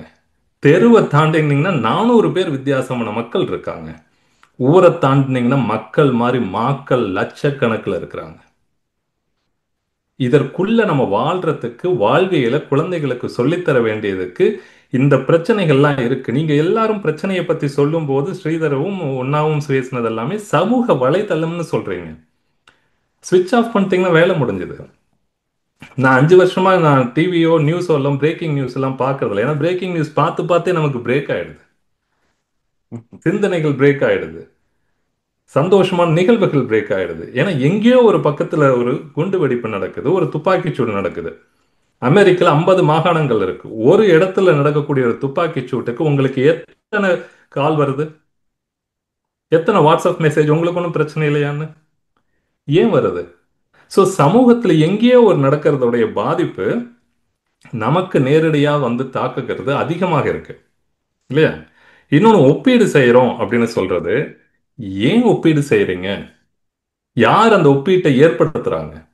வீட்டுக்குள்ள இருக்கக்கூடிய கணவன் மனைவி மட்டுமே நீங்க மட்டும்தான் ஒப்பீடு பண்றீங்களா? இல்ல பக்கத்துல இருக்க குழந்தைகள் வந்து இன்னைக்கு வந்து அவார்டு வாங்கியிருக்குன்னு வாட்ஸ்அப் ஸ்டேட்டஸ் வச்சிருக்காங்க, இல்ல இன்ஸ்டாகிராம்ல போஸ்ட் போடுறாங்க. நான்லாம் ஸ்டேட்டஸே பார்க்க மாட்டேன்னு சொல்லிட்டு இருந்தவங்க எல்லாருமே ஸ்டேட்டஸ் வச்சிருக்காங்க இன்னைக்கு. இன்னைக்கு எல்லாமே தலைமுறை என்ன தினம் ஸ்டேட்டஸ பார்க்கலன்னா ஸ்டேட்டஸ் இல்லைங்கிறாங்க. அதுவும் உண்மைதான். அவுடேட்டட் ஆயிடும். எனக்கு நிறைய நேரங்கள் நான் பார்க்க மாட்டேன், வீட்டில் பையன் பார்த்து சொல்லுவான், இல்லை அப்படியா இருந்தா ஒய்ஃப் பார்த்து சொல்லுவாங்க. இல்லை இப்ப அந்த ஸ்டேட்டஸை பார்க்கும்போது உடனே அங்க பார்த்தியாடா அவன் அந்த வேலையை பண்ணிருக்கான், அந்த இதுல வந்து படிச்சுக்கிட்டே எக்ஸ்ட்ரா கரிக்குலர் ஆக்டிவிட்டியில இந்த அவார்டு வாங்கியிருக்கான், சின்ன வயசுல இப்படி சாதிச்சிருக்காங்க, நீ எப்படிலாம் எப்படி வரணும் தெரியுமா? ஆமா, நம்மெல்லாம் எப்படி வந்தோன்னு தெரியுமா? இல்ல அது நமக்கு தெரியும். ஆனா பேசும்போது மேடையில பேசுறதுக்கும் இந்த ஒப்பீடு எங்கிருந்து வருது? கணவனும் மனைவியும் சேர்ந்தா நீங்க ஒப்பீடு பண்றீங்க, அம்மாவும் அப்பாவும் ஒப்பிட்டு சொல்றீங்க, நான் எப்படி படிச்சேன் நீ எப்படி படிக்கணும் அப்படி சொல்றோமா? அவன் எப்படி படிக்கிறான் நீ எப்படி படிக்கணும், அவன் வேலை வாங்கிட்டான் நீ வேலை வாங்கிட்டியா, இன்டர்ன்ஷிப் கிடைச்சிருச்சா, இது யாரு சொல்றாங்க? ஆனா ஒண்ணு சொன்னீங்க பாருங்க, உன்னா உங்களுக்கெல்லாம் ஆர்மியே வந்து நிக்கும்னு ஒரு பிரச்சனைனா எனக்கு தெரியல. நீங்க வேணா அடிச்சு பாருங்க, 911 கூப்பிட்டு ஆர்மி வரும் தான். ஆனா இந்த சின்ன சின்ன பிரச்சனைகளுக்கெல்லாம் நீங்க ஆர்மி ரேஞ்சுக்கு போய் நின்னீங்கன்னா அப்ப உங்களுக்கு பிரச்சனையுடைய எதுதான் பிரச்சனைன்னு உங்களுக்கு தெரியலங்கிறது தான் நிதர்சன உண்மை. எவ்வளவு சிக்கல்கள் சமுதாயத்தில் இருக்கு அப்படின்னா, இன்னைக்கு விலைவாசி $1 இருந்த ஒரு ஒரு டாலர் ட்ரீங்கிற ஒரு கடை இன்னைக்கு இல்ல. ஏன்னா 25% அதிகமா இருக்கு. $25. விலைவாசி ஏற்ற 50% ஒரு பொருள் வாங்கிட்டு இருந்த ஒரு பொருளுக்கு திடீர்னு 50% வரி போடுறாங்க. இது எங்க வீட்டுக்குள்ள இருந்து வந்த பிரச்சனையா இல்ல சமூகத்துல இருந்து வரக்கூடியதா? விசா இஷ்யூ ஒண்ணு, வேலை வாய்ப்பு கிடைக்கிறதே பிரச்சனையா இருக்கு. அந்த வேலை வாய்ப்பு கிடைக்கிறதுக்குள்ள இருக்கக்கூடிய விசால எவ்வளவு சிக்கல்கள் இருக்கு. மாணவர்கள் அங்கிருந்து ஒரு எதிர்காலத்தோடைய ஒரு பெரிய ஒரு எதிர்பார்ப்புல ஒரு கனவுல இங்க வந்து படிக்கிறாங்க. படிச்சு முடிச்சோன்னு ஒரு வேலை கிடைக்கும், அதனால ஒரு $100,000 நான் லோன் வாங்கி எப்படியும் ஒரு வருஷத்துல நான் கட்டிடுவேன்னு நினைக்கிற ஒரு கனவை தகர்ந்து போற மாதிரி இருக்கக்கூடிய ஒரு எக்கனாமிக்கல் சிச்சுவேஷன்ஸ், சமூக பொருளாதார பிரச்சனைகள். சரி, பணத்தை இங்க சேமிச்சு ஏதோ குருவி சேர்த்துற மாதிரி சேர்த்து இந்தியாவுக்கு அனுப்பலாம்னா இன்னைக்கு அதுக்கும் வரி இருக்கா இல்லையா? அப்ப எவ்வளவு சிக்கல்கள் இருக்கிறத தாண்டி நீங்க வீட்டுக்குள்ள குண்டு சட்டிக்குள்ளாரே அந்த குதிரை ஓட்டிக்கிட்டு இருந்தா எப்படி? எங்களுக்கு இதுதான் பிரச்சனைன்னு சொன்னா, ம், அதே மாதிரி ஸ்ரீதர் ஐயாவும் சொன்னாங்க, நமக்கெல்லாம் ஒரு பிரச்சனைனா ஊர்ல எல்லாம் தாத்தா பாட்டி இருப்பாங்க, அவங்க எல்லாம் நமக்கு அறிவுரை சொல்லுவாங்க. ஓ, அப்ப இந்தியாவில யாருக்குமே எந்த பிரச்சனையும் இல்லை, எல்லாரும் நிம்மதியா இருக்காங்க இல்லைங்களா? இல்லைங்க, அவங்களுக்கெல்லாம் அங்கேயும் எல்லாம் எல்லாம் தனி குடித்தனம் தாங்க ஐயா. அதுதான் இப்ப என்னமோ நம்ம கூட்டு இந்தியாவிலேயோ குடித்தனம் எல்லாம் போயிருச்சு. வேறொரு உலகத்துல இருக்கிற மாதிரி தான் பேசுறாங்களோ தவிர, இன்றைய சமுதாய சிக்கல்கள்ல உங்களுக்கு சமூகம்ங்கிற ஒரு எது சமூகம்னே உங்களுக்கு தெரியல. உங்களுக்கு ஒரு சமூக வலைதளம்னா போனை தவிர உங்களுக்கு வேற எதுவுமே தெரியல. போன்ல இருக்கக்கூடிய வலைதளங்கள், மீடியா, வாட்ஸ்அப், ட்விட்டரு, ஃபேஸ்புக். ஐயா, போன் தான் லைஃப்னு மாறி போச்சுங்களே. அதனாலதாங்க அப்படிதான் பிரச்சனையே. நினைக்கிறேன். அததான் பிரச்சனையே. அதாவது ஒரு இப்ப நான் வந்து உங்களுக்கு நீங்க கல்லூரியில இருந்திருப்பீங்க, நம்ம மாணவர்களாக இதுல இருக்கும்போது இப்படி சும்மா ஒரு சுண்டு விரல் காமிச்சோன்னே ஆசிரியர் பா அப்படிமா, அது பிரச்சனை கூட இல்லை, எனக்கு இப்படி வருதுன்னு வெளியில போறது, பக்கத்துல இருக்கு ஏன்டா கேட்ட எனக்கு வர மாதிரி இருக்கு அப்படின்னு. ஏன்னா அது பிறர் என்ன தூண்டல் அப்படிங்கிறது. நான் இது ஒரு சின்ன ஒரு உதாரணம் சொல்றேங்க. உணவு கலாச்சாரத்திலிருந்து இன்னைக்கு சாப்பிடும் கலாச்சாரம் எவ்வளவு கொடூரமா மாறி இருக்கிறதுக்கு காரணம் என்னங்க? ஒரு சோற்றுக்கு ஒரு பானை சோற்றுக்கு ஒரு சோறு பதம்னு சொல்றது, ஒவ்வொரு சோற பதம் பார்த்து பதம் பார்த்து பல பேரோட வயிறு பானை மாதிரி ஆயிடுச்சு இன்னைக்கு. ஏன்னா ராத்திரி midnight biryani, midnight மசாலான்னு ஒரு சீரியல் இது வந்திருக்கும். மிட் நைட் பிரியாணின்னு ராத்திரி 2 மணி 1 மணிக்கு போய் சாப்பிடக்கூடிய மிட் சாப்பாட்டு நைட் மசாலான்னு சென்னையில ஒரு கடை இருக்குங்கய்யா. அப்படிங்களா? நான் அப்ப உணவு கலாச்சாரம் அப்படிங்கிறது, சாப்பிடும் கலாச்சாரம் எப்படி தூண்டப்பட்டுச்சு? இது வீட்டில் இருக்கிறவங்களுடைய விருப்பத்தாலையா இல்ல நீங்க வெளியில இருக்க சமூகத்துடைய தூண்டுதலாலையா? அப்ப நிறைய இந்த மாதிரி எவ்வளவு குழப்பங்கள், அது எல்லா குழந்தையிலிருந்து பெரியவங்க வரைக்கும். இன்றைக்கு பாதுகாப்பு சம்பந்தப்பட்ட பிரச்சனைகள் வெளியில இருக்கா வீட்டுக்குள்ள இருக்கா? நீங்க ஒண்ணு வேண்டாம், பெரியவங்க வீட்டுல படுத்திருக்காங்க, திடீர்னு ஜன்னல் திறந்து மூடுற மாதிரி தெரியுது, 4-5 காலடி ஓசைகள் கேட்குது. நிம்மதியா பெரியவங்களால தூங்க முடியுமா முடியாதா? அது வீட்டுக்குள்ள இருக்கிறவங்களால வர பிரச்சனையா இல்ல வெளியில இருக்கக்கூடிய சமூகத்தில் இருக்கக்கூடிய திருடர்களோ யாரோ இருக்கக்கூடிய பிரச்சனைகளா? நம்ம ஒருத்தன் குறு குறு நீங்க கடைக்கு போறீங்க ஒரு 10:30 மணிக்கு, குறு குறு நான் உங்களை பார்த்துக்கிட்டே ஃபாலோ பண்ணிட்டு வரேன், உங்களால நிம்மதியா வர முடியுமா? ஒரு பெண் நல்ல ஒரு தடிமனான ஒரு தங்கச்செங்கலை போட்டுட்டு ராத்திரியில வரும்போது ஒரு 10 அடியில ஒருத்தன் பின்னால ஃபாலோ பண்ண எப்படி இருக்கும்? இதெல்லாம் தான் சமூக பிரச்சனைகள். ஸ்டூடெண்ட்ஸுக்கு இங்க இருக்கிறவங்கல்ல ஹோம் கம்மிங்க்கு போறதா வேண்டாமா, கலாச்சார பிரச்சனைகள், சமயம் எந்த சமயத்தை ஃபாலோ பண்றதுன்னு, எந்த இன்டர்ன்ஷிப் கிடைக்குதா கிடைக்கலையா, காலேஜ் அப்ளிகேஷன் ஃப்ரீயா கிடைக்குதா இல்லை அதுல வந்து நம்ம வந்து எக்ஸ்ட்ராவா ஏதாவது பண்ணணுமா? ஸோ நிறைய சமூகம் சார்ந்த பிரச்சனைகள் வெளியில ஏராளம் இருக்கு. நம்ம அந்த சமூகத்தை சமாளிக்கக்கூடிய ஆற்றலையும் சிந்தனைகளையும் வீட்டில தான் கொடுக்கணும். நாங்க வீட்டுல கொடுக்க கூடாதுன்னு சொல்லல. ஆனா பிரச்சனை வீட்டுல ஆரம்பிக்கிறது குறைவு. சமூகத்தில் வீட்டுல ஒரு பிரச்சனை இருக்குன்னா சமூகத்தில் 1000 பிரச்சனைகள் அவர்களை சூழ்ந்திருக்கு அப்படிங்கிறத சொல்லி வாய்ப்பளித்த அனைவருக்கும் நன்றி கூறி விடைபெறுகிறேன். நன்றி, வணக்கம். மிக அருமையாக ஹரிஹரன் பேசியிருக்கிறார். அவருடைய பிரசன்டேஷன் ரொம்ப அழகா இருந்தது. கருத்துக்களை எடுத்து வைக்கிற அந்த முறைமை பாராட்டுக்குரியது. அது வீட்டு சூழலையும் சொல்லி சமுதாய சூழலையும் சொல்லி, சமுதாய சூழலிலே தான் சிரமங்கள் அதிகம் தருகிற நிகழ்வுகள் இருக்கின்றன என்பதை அவர் எடுத்து சொல்லியிருக்கிறார். ஆக வீட்டு சூழலே சமுதாய சூழலே சமூக சூழலே 2 அணியினரும் பேசி முடித்திருக்கிறார்கள். வீட்டு சூழலுக்கு அவர்கள் சொல்லிய காரணங்களை நாம் தள்ளிவிட முடியாது, ஒதுக்கிவிட முடியாது. ஏனென்று சொன்னா அதுல சொல்லிக்கிற பொழுது பிரச்சனையே வந்தது. கூட்டு குடும்ப பிரச்சனையே ஆரம்பிச்சாரு. அதுவே ஒரு பிரச்சனையாக மாறி போயிடுச்சு. சமீபத்துல சென்னையில ஒரு திருமண வரவேற்புக்கு போயிருந்தோம், நானும் மனைவியும். மனைவி தன்னுடைய சிநேகிதியிடம் கேட்டாங்க, உன் பையனுக்கு வயசாகி போயிட்டே இருக்க, சீக்கிரமா கல்யாணம் பண்ணக்கூடாதா, ஏன் லேட் பண்றீங்க அப்படின்னு. எங்க வரன்னு பார்த்துக்கிட்டே இருக்கோம், ஒன்றும் செட் ஆகல. சில பேரை பார்க்குறோம், அந்த பொண்ணு என்ன சொல்லுது, என்னை விட மாப்பிள்ளை குறைவா சம்பாதிக்கிறாரு, நான் கட்டிக்க மாட்டேன்னு சொல்லுது. சரி, இன்னொரு இடத்துல எல்லாமே பிடிச்சிருச்சு, அவங்களுக்கும் பிடிச்சிருச்சு நமக்கும் பிடிச்சிருச்சு, சரி பேசலாம் அப்படின்னு பேசும்பொழுது சொன்னாங்க, அந்த பொண்ணு சொல்லிச்சு, எனக்கு லக்கேஜ் எல்லாம் இருக்கக்கூடாது அப்படின்னு. என் மனைவி நல்லதானே லக்கேஜ் இல்லை வேணான்னு சொன்னா, ஏன்னா நம்ம ஊர்ல பொண்ணு கல்யாணம் பண்ணி போகும் பொழுது கட்லி மெத்த பீரோ இப்ப மிக்சி கிரைண்டரு டிவி ஏசிமி எல்லாமே வாங்கி கொடுக்கறது இருக்கு. இந்த லக்கேஜ் எல்லாம் வேணான்னு தானே சொன்னாங்க, நல்லது தானே அப்படி.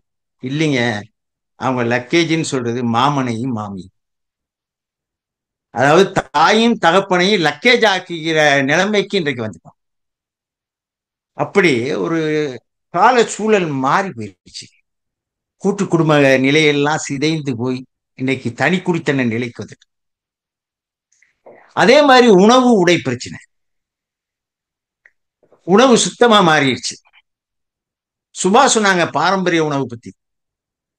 பாரம்பரிய உணவை பத்தி நிறைய ஊடகங்கள்ல பாக்குறோமே தவிர எந்த புள்ள பாரம்பரிய உணவை சாப்பிட தயாரா இருக்கு? உங்க அமெரிக்காலேயே எத்தனை பிள்ளைகள் காலையில இட்லியையும் தோசையும் சாப்பிட்டு போகுது. நீங்க இட்லியும் தோசையும் ரொம்ப கஷ்டப்பட்டு அரைச்சி இறைச்சி எல்லாம் செய்து கொடுத்தால் கூட அதுங்க அந்த சீரியலை சாப்பிட்டு போயிருது, இல்ல வேற ஏதாவது ஒன்று பர்கரை சாப்பிட்டு போயிருது. இப்படிதான் இப்ப உணவு பிரச்சனைகள் வீட்டுல இதெல்லாம் வந்துருது. அதை விட கலாச்சார பிரச்சனைகள் வேற வருது. நம்ம நம்ம பாரம்பரியம் என்ன, நம்மளுடைய நிலை என்ன, இதையெல்லாம் நினைத்து பார்த்து வாழணும்னு நினைக்கிறோம். ஈன்று புறந்தறுதல் எண்தலை கடனே, சான்றோன் ஆக்குதல் தந்தைக்கு கடனே, வேல்வடித்து கொடுத்தல் கொள்ளருக்கு கடனே, நன்னடை நல்கல் வேந்தற்கு கடனே, வேல்வழி ஒளிருவாள் அறிஞ்சமம் முறுக்கி களிர் எறிந்து பெயரல் காளைக்கு கடனேன்னு சொல்லி பொன்முடியார் பாட்டு புறநானூறு. இதுல ஈன்று புறந்தறுதல் என் தலை கடனே அப்படின்னு அவங்க பெண்பார் புலவர் பாடுறாங்க. ஈன்று புறந்தறுதல் என் தலை கடனேன்னா என்ன அர்த்தம்? பிள்ளையை பெற்று தருவது என்னுடைய கடமை, தலையாய கடமை அப்படின்னு சொல்றதோட முடியுதுன்னு சொன்னா அது பொருள் இல்லை, சாதாரண பொருள். ஏன்னா எல்லா ஜீவராசியுமே குழந்தையை வரதானே செய்து, குட்டி ஈனதானே செய்து. ஆடு பல குட்டி போடுது, இன்னும் பண்ணி எக்கச்சக்கமான குட்டிகளை போடுது. அதனால குழந்தையை பெற்றெடுப்பது தாயுடைய தலையாய கடமை இல்லை. அந்த புறம் என்கிற சொல்லிலே தான் கவிதை இன்பம் இருக்கு. பிள்ளையை ஈன்று அவனை அகத்திலேயே, இல்லத்திலேயே, அவனுடைய உள்ளத்திலேயே எல்லாவற்றையும் பண்படுத்தி, செம்மைப்படுத்தி, சீர்மைப்படுத்தி, பக்குவப்படுத்தி சமுதாயம் என்கிற புறத்திற்கு தர வேண்டிய மிக முக்கியமான கடமை தாய்க்கு. அது பொறுப்பு. அதை நீங்கள் இங்கே சிரமம் என்று சொன்னீர்கள். காரணம் என்னவென்னா, அந்த பொறுப்பை நிறைவேற்ற முடியல. அவனுடைய அகத்திலே அவனுடைய நம்முடைய பண்பாட்டை, நம்முடைய கலாச்சாரத்தை நம்மளால விதைக்க முடியல, தட்டுமாறும். காரணம் என்னன்னு சொன்னா, அறிவு வளர்ந்திருக்கிறது, அபரிமிதமாக வளர்ந்திருக்கிறது. நான் சொன்னது மாதிரி எங்கேயாவது ஒரு பிரேக்கிங் நியூஸ் உலகம் அளவுல தாக்குதலை ஏற்படுத்தியது. அந்த அளவுக்கு விஞ்ஞானம் வளர்ந்திருக்கிறது, அறிவு வளர்ந்திருக்கிறது. ஆனால் அறிவு வளர வளர மனிதன் இயந்திரமாகி போனான். அறிவு வளர வளர மனிதன் இயந்திரமாகி போனான். மனிதன் இயந்திரம் ஆக ஆக அவனுடைய இதயம் சுருங்கி போயிட்டு, இதயம் சுருங்கிவிட்ட காரணத்தினாலே நல்ல பண்பாடுகளை அவன் ஏற்க மறுக்கிறான். பட்டுக்கோட்டை கல்யாண சுந்தரம் பாடினார், ஆளும் வளரணும், அறிவும் வளரணும், அதுதான்டா வளர்ச்சின்னு. ஆள் வளரணும், அறிவு வளர்ந்திருக்கிறது, ஆள் வளர்ந்திருக்கிறானா? ஆள் வளர்றதுன்னா ஒரு 8 அடி 10 அடி வளர்றதா, இல்ல குறுக்க குன்று போல வளர்றதா? பண்பாட்டில வளர், பண்பாட்டில வளர்றது. அப்ப அந்த பண்பாட்டில, கலாச்சாரத்தில நம்ம பிள்ளைகளை வளர்ப்பதில இன்றைய பெற்றோர்கள் மிகவும் சிரமப்படுகிறார். அது ஒப்புக்கொள்ள வேண்டிய ஒரு விஷயம், மறுதளிக்க முடியாது. மிகப்பெரிய பிரச்சனை. வீட்டு பிரச்சனையெல்லாம் ஒதுக்கி வைக்க முடியாதுங்க. அதாவது எவன் ஒருவன் வீட்டிலே மகிழ்ச்சியாக இல்லையோ அவன் தான் வேலை பார்க்கிற இடத்திலும் மகிழ்ச்சியாக இருக்க மாட்டான், மற்றவர்களையும் மகிழ்ச்சியாக இருக்க விட மாட்டான். வீட்டில மகிழ்ச்சி இருக்கணும். உங்களில் சிறந்தவர் யார்? உங்க மனைவிக்கு யார் சிறந்தவரோ அவர்தான் சிறந்த கடவுள். தன்னுடைய மனைவிக்கு யார் சிறந்தவராக மனைவி சொல்லணும், என் கணவர் சிறந்தவர்னு. அப்படிப்பட்டவர் தான் சிறந்தவர். ஆனா இன்றைய சூழலில நம்மளுடைய அந்த உணவு, உடை, மற்ற கலாச்சார பண்பாட்டு சீர்குலைவுகளை வீட்டில அதை நாம் எதிர்நோக்குகிற போது மிகுந்த சிரமத்துக்கு உள்ளாகிறோம் என்பதிலே சந்தேகமே இல்லை. அதாவது அன்பும் அறனும் உடைத்தாயின் இல்வாழ்க்கை பண்பும் பயணம். அது அன்பு மனைவி, பெண் என்கிறவள் முழுமையாக அன்பினாலேயே ஆனவள். ஆடவருடைய வாழ்க்கையில அன்பு ஒரு பகுதிங்க, ஆனா பெண்ணுடைய வாழ்க்கையில அன்புதான் முழுமை. அந்த முழுமையான அன்புதான் அறமாகிய கணவனை வழிநடத்துகிறது. அறவழியிலே கணவனை வழிநடத்துகிறது. அந்த கணவனை ஒழுங்கா வழி நடத்துகிற போதுதான் அந்த அறச்செயல்கள் விளைக்கிறது. அப்பதான் அது பண்பும் பயனும் ஆகும். ஆக அன்போடு இருப்பது பண்பு, அறத்தோடு வாழ்வது பயன். அதான் இல்வாழ்க்கை. ஆனால் இன்றைக்கு ஒப்பிடுகிறோம்.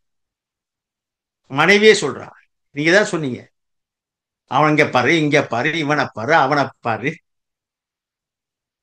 ஒப்பீடு செய்யறாங்க.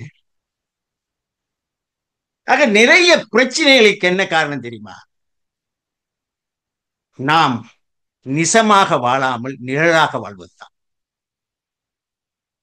மெய்யாக வாழாமல் பொய்யாக வாழ்வதுதான். நாம் நமக்காக வாழாமல் அடுத்தவர்களுக்காக வாழ்வது, இதுதான் வாழ்க்கை. அதனாலதான் சிரமம். அதாவது பட்டிமண்டபம்ங்கிறது பொழுது போக்குவதற்காக நடத்தப்படுவது அல்ல, சும்மா வெற்றி நகைச்சுவைக்காக நடத்தப்படுவது அல்ல. பொழுதை ஆக்குகிற, இதயத்தை பக்குவப்படுத்துகிற பட்டிமண்டபம். அதனாலதான் பட்டிமண்டபத்து பாங்கறிந்து ஏறுமின் நான் தமிழன். அதனால அதை அறிந்து நம்ம இங்கே 4 பேருமே அந்த பட்டிமண்டபத்து பாங்கறிந்து நீங்கள் கருத்துக்கள் சொன்னீர்கள். உங்கள் 4 வாழ்த்துக்கள். இத முன்னுரை கொடுத்த நம்முடைய கார்த்திகைக்கு பெரும் வாழ்த்துக்கள், பாராட்டுக்கள். அதனால நாம இந்த அன்பையும் அறத்தையும் செய்கிற போது ஒப்பிடுகிறார்கள், அடுத்தவர்கள் ஒப்பிடுது. இன்னும் சொல்ல போனா நம்முடைய தேவை குறைவு, நமக்கு பேசிக் நெசசிட்டி என்பது குறைவு, ஆனா டிசையர் அதிகம், ஆசை அதிகம். தேவை குறைவு, தேவைக்காக மட்டுமே வாழ்ந்தால் அற்புதமான வாழ்க்கை. ஆனால் ஆசைகளுக்காக வாழ்ந்து கொண்டிருப்பதனாலே அதிகப்படியான சிரமங்களை இன்றைக்கு அனுபவித்துக் கொண்டிருக்கிறோம். அதான் உண்மை. ஆக வீட்டு சூழல்ல பிள்ளைகளை வளர்ப்பது பயமாக இருக்கு. அவங்க சொன்னது மாதிரி ஸ்கூலுக்கு அனுப்புறது பயமா இருக்கு, காலேஜுக்கு அனுப்புறது பயமா இருக்கு, ஏன் பெண் பிள்ளைகளை வேலைக்கு அனுப்புவது பயமா இருக்கு. சமீபத்தில் இங்கேதான் கேள்விப்பட்டேன், ஒரு அம்மாவிட்ட பேசும் பொழுது, என்னங்க வயது வந்துருச்சே, உங்க பொண்ணுக்கு எப்ப கல்யாணம் அப்படின்னு, யாரும் மாப்பிள்ளை பார்த்து வச்சிருக்கீங்களா? அதெல்லாம் பார்க்கல, இங்கெல்லாம் அவங்கவுங்களே தேர்ந்தெடுத்துக்குவாங்க. எனக்கு இருக்கிற ஒரே கவலையெல்லாம் என் பொண்ணு ஒரு ஆணை கல்யாணம் பண்ணிக்கணுங்கிறது தான். எவ்வளவு சீர்குலைக்கு வந்து விட்டது பாருங்க உலகம், எவ்வளவு பெரிய கவலை. ஆக இப்படிப்பட்ட ஒரு காலத்துல நாம வாழ்ந்து கொண்டிருக்கிற போது இந்த வீட்டில இருக்கிற சிரமங்கள் எண்ணற்ற. ஆனா அதையே வைத்துக்கொண்டு நாம வீடு மட்டும்தான் காரணம் அப்படிங்கிற ஒரு முடிவுக்கு போக முடியுமா அப்படின்னு சொன்னா கொஞ்சம் இங்க யோசிக்கணும். சமூக சூழலை யோசிக்க வேண்டியது. சமூக சூழலுக்குன்னு நீங்க வந்துட்டீங்கன்னு சொன்னா நாம சிந்திக்க வேண்டிய மிகப்பெரிய ஒரு விஷயம். இன்றைக்கு அவர் சொன்னாரு, விசா பிரச்சனை. எல்லாரும் அமெரிக்கால இருக்கவங்க அத்தனை பேரும் வயிற்றுல நெருப்புல கட்டிக்கிட்டு வாழ்ந்துட்டு இருக்கீங்க. அப்படித்தானே இருக்கு. ஏதாவது சொல்லிவிடுவாங்களோ அப்படின்னு பயமா இருக்கு. அதே மாதிரி வேலை, ஏன்னா 10 வருஷம் 12 வருஷம் வேலை பார்த்தவங்க எல்லாம் நாளையில இருந்து வராதுன்னு சொல்லிக்கிற காலம் ஆகி போச்சு. டக்குன்னு வேணான்னு சொல்லிடுறாங்களே. அப்போ வேலை வாய்ப்பு, அப்போ இந்த வேலை வாய்ப்பு, இந்த விசா போன்ற பிரச்சனைகள் இந்த சமுதாயத்திலிருந்து தானே வீட்டை தாக்குது. நிதி பற்றாக்குறையை ஏற்படுத்துவது வரியை சொல்லுங்க, வரின்னு அப்படியே புலம்பணும்ல, வரியை சொல்லுங்க. அதனுடைய சுமையை தாங்குவது யாரு? அது எங்க வீட்டுக்குள்ளே இருந்தா வருது? இல்ல இந்த கலாச்சாரத்தை நம்முடைய பண்பாட்டை நோக்கிய தாக்குதல்கள் எல்லாம் வீட்டுக்குள்ளேயா உருவாகுது? சமுதாயத்திலிருந்து தான் நமக்கு தாக்குது, சமுதாயத்திலிருந்து தான் தாக்குது. நல்ல பாட்டு சொன்னேன், இன்று புறந்தறுதல் என் தலை கடனே, சான்றோனாக்குதல் தந்தைக்கு கடனே, வேல்வடித்து கொடுத்தல் கொள்ளருக்கு கடனே, நன்னடை நல்கல் வேந்தற்கு கடனே. நன்னடை நல்கி வேந்தற்கு கடன். அதாவது நெல்லும் உயிரென்றே, நீரும் உயிரென்றே, மன்னன் உயிர்த்தே மலர்தலை உலகம். அதனால் யான் உயிர் என்பது அறிகை, வேல்மிகு தானே வேந்தற்கு கடனே என்று ஓசிக்கிறனர் பாடியிருக்கார். அதாவது நெல்லும் உயிர் இல்ல, நீரும் உயிர் இல்ல, மன்னன் உயிர்த்தே மலர்தலை. அப்ப அந்த மன்னனை வச்சுதான் ஒரு நாடு, ஒரு சமுதாயம். அங்கே அதானே சொல்றார், நன்னடை நல்கல் வேந்தற்கு கடனே. புரிஞ்சுக்கங்க, நன்னடை நல்களையும் பாருங்க, இங்க இதை பாருங்க, மன்னன் உயிர்த்தே மலர்தலை. அதாவது அன்றைக்கு மன்னன், இன்றைக்கு என்ன பெரிய ஜனநாயகமாக நாம பேசினாலும் நம்ம தேர்ந்தெடுத்தாலும் வர்றவரு எதேச்சதிகாரமா தானே இருக்காரு. தன்னை சர்வாதிகாரி போல, தன்னை மன்னனை போலதான் நினைத்துக் கொண்டு பேசி நடக்கிறார்கள். உலக நடப்பு, உலகத்துல எல்லா நாடுகள்லயும் அப்படிதான். என்னதான் ஜனநாயகம் பேசினாலும் கூட இறுதியில வந்து நிற்பது அவர்களுடைய சுய இதுதான். அப்ப அவங்க நன்னடை கொடுக்கவில்லை என்றால், தங்களுடைய மக்களுக்கு பாதுகாக்கவில்லை என்றால், ராமனை பற்றி, ராமகாதையை பற்றி உண்ணாமலை சொன்னதுனால ஒரு வார்த்தை சொல்றேன். தசரதன் தன்னுடைய நாட்டை எப்படி ஆண்டான் தெரியுங்களா? இங்கே இவன் மன்னன் உயிர்த்தே மலர்தலை உலகம்னு சொன்னான், மோசிக்கிறனர். கம்பன் என்ன சொல்லுவான் தெரியுமா? தசரதன் தன்னுடைய நாட்டை எப்படி ஆண்டான்னு சொன்னா, உயிரெல்லாம் உறைவதோர் உடம்பும் ஆயினான் அப்படி சொல்லுவான். அதாவது மக்கள் எல்லாம் உயிர், மன்னன் உடம்பு. அப்படிதான் தசரதன் ஆண்டான். இங்க மன்னன் உயிர், மக்கள் உடம்பு. ஆனா கம்பன் புரட்சி செய்தான், மக்கள் தாண்டா உயிர், மன்னன் வெறும் உடம்புடான்னு சொல்லி ஜனநாயகம் பேசலாம். ஆனால் இப்பொழுது நடக்கிற நிலைகள் நன்னறி தருவதாக இருக்கிறதா? வரிகள் எவ்வளவு, அவர்களே நாட்டை குழப்புவது எவ்வளவு, நாட்டிலே நடக்கிற அநியாயங்கள், அக்கிரமங்கள், அட்டூழியங்கள், பாலியல் வன்முறைகள், கொள்ளைகள், கொலைகள், போர்கள், நினைத்து பாருங்க. அடுத்த வீட்டுக்காரன் பசித்திருக்க தான் மட்டுமே சாப்பிடுகிறவன் நம்மை சார்ந்தவன் அல்லன் என்று நபிகள் நாயகம் சொன்னார். ஈக்கும் எறும்புக்கும் நம்ம பரிதாபப்படுகிறவர்கள், அன்பு செலுத்துகிறவர்கள், மனித நேயம் கொண்டவர்கள், ஆன்ம நேயம் கொண்டவர்கள், வாடிய பயிரை கண்டபொழுதெல்லாம் வாடுகிறவர்கள் தமிழர்கள். அதுதானங்க நம்ம கோலம் போடும் பொழுது நம்ம மாக்கோலம் போறது காரணமே எதுக்கு? அதுதானே. அப்படி இருக்கிறவர்கள் லட்சோப லட்ச மக்கள் கொல்லப்படுகிறார்களே, போர்களினாலே உயிரை இழக்கிறார்களே, அதை பார்த்து கொண்டு நாம சாப்பிட்டு கொண்டு இருக்கோமே.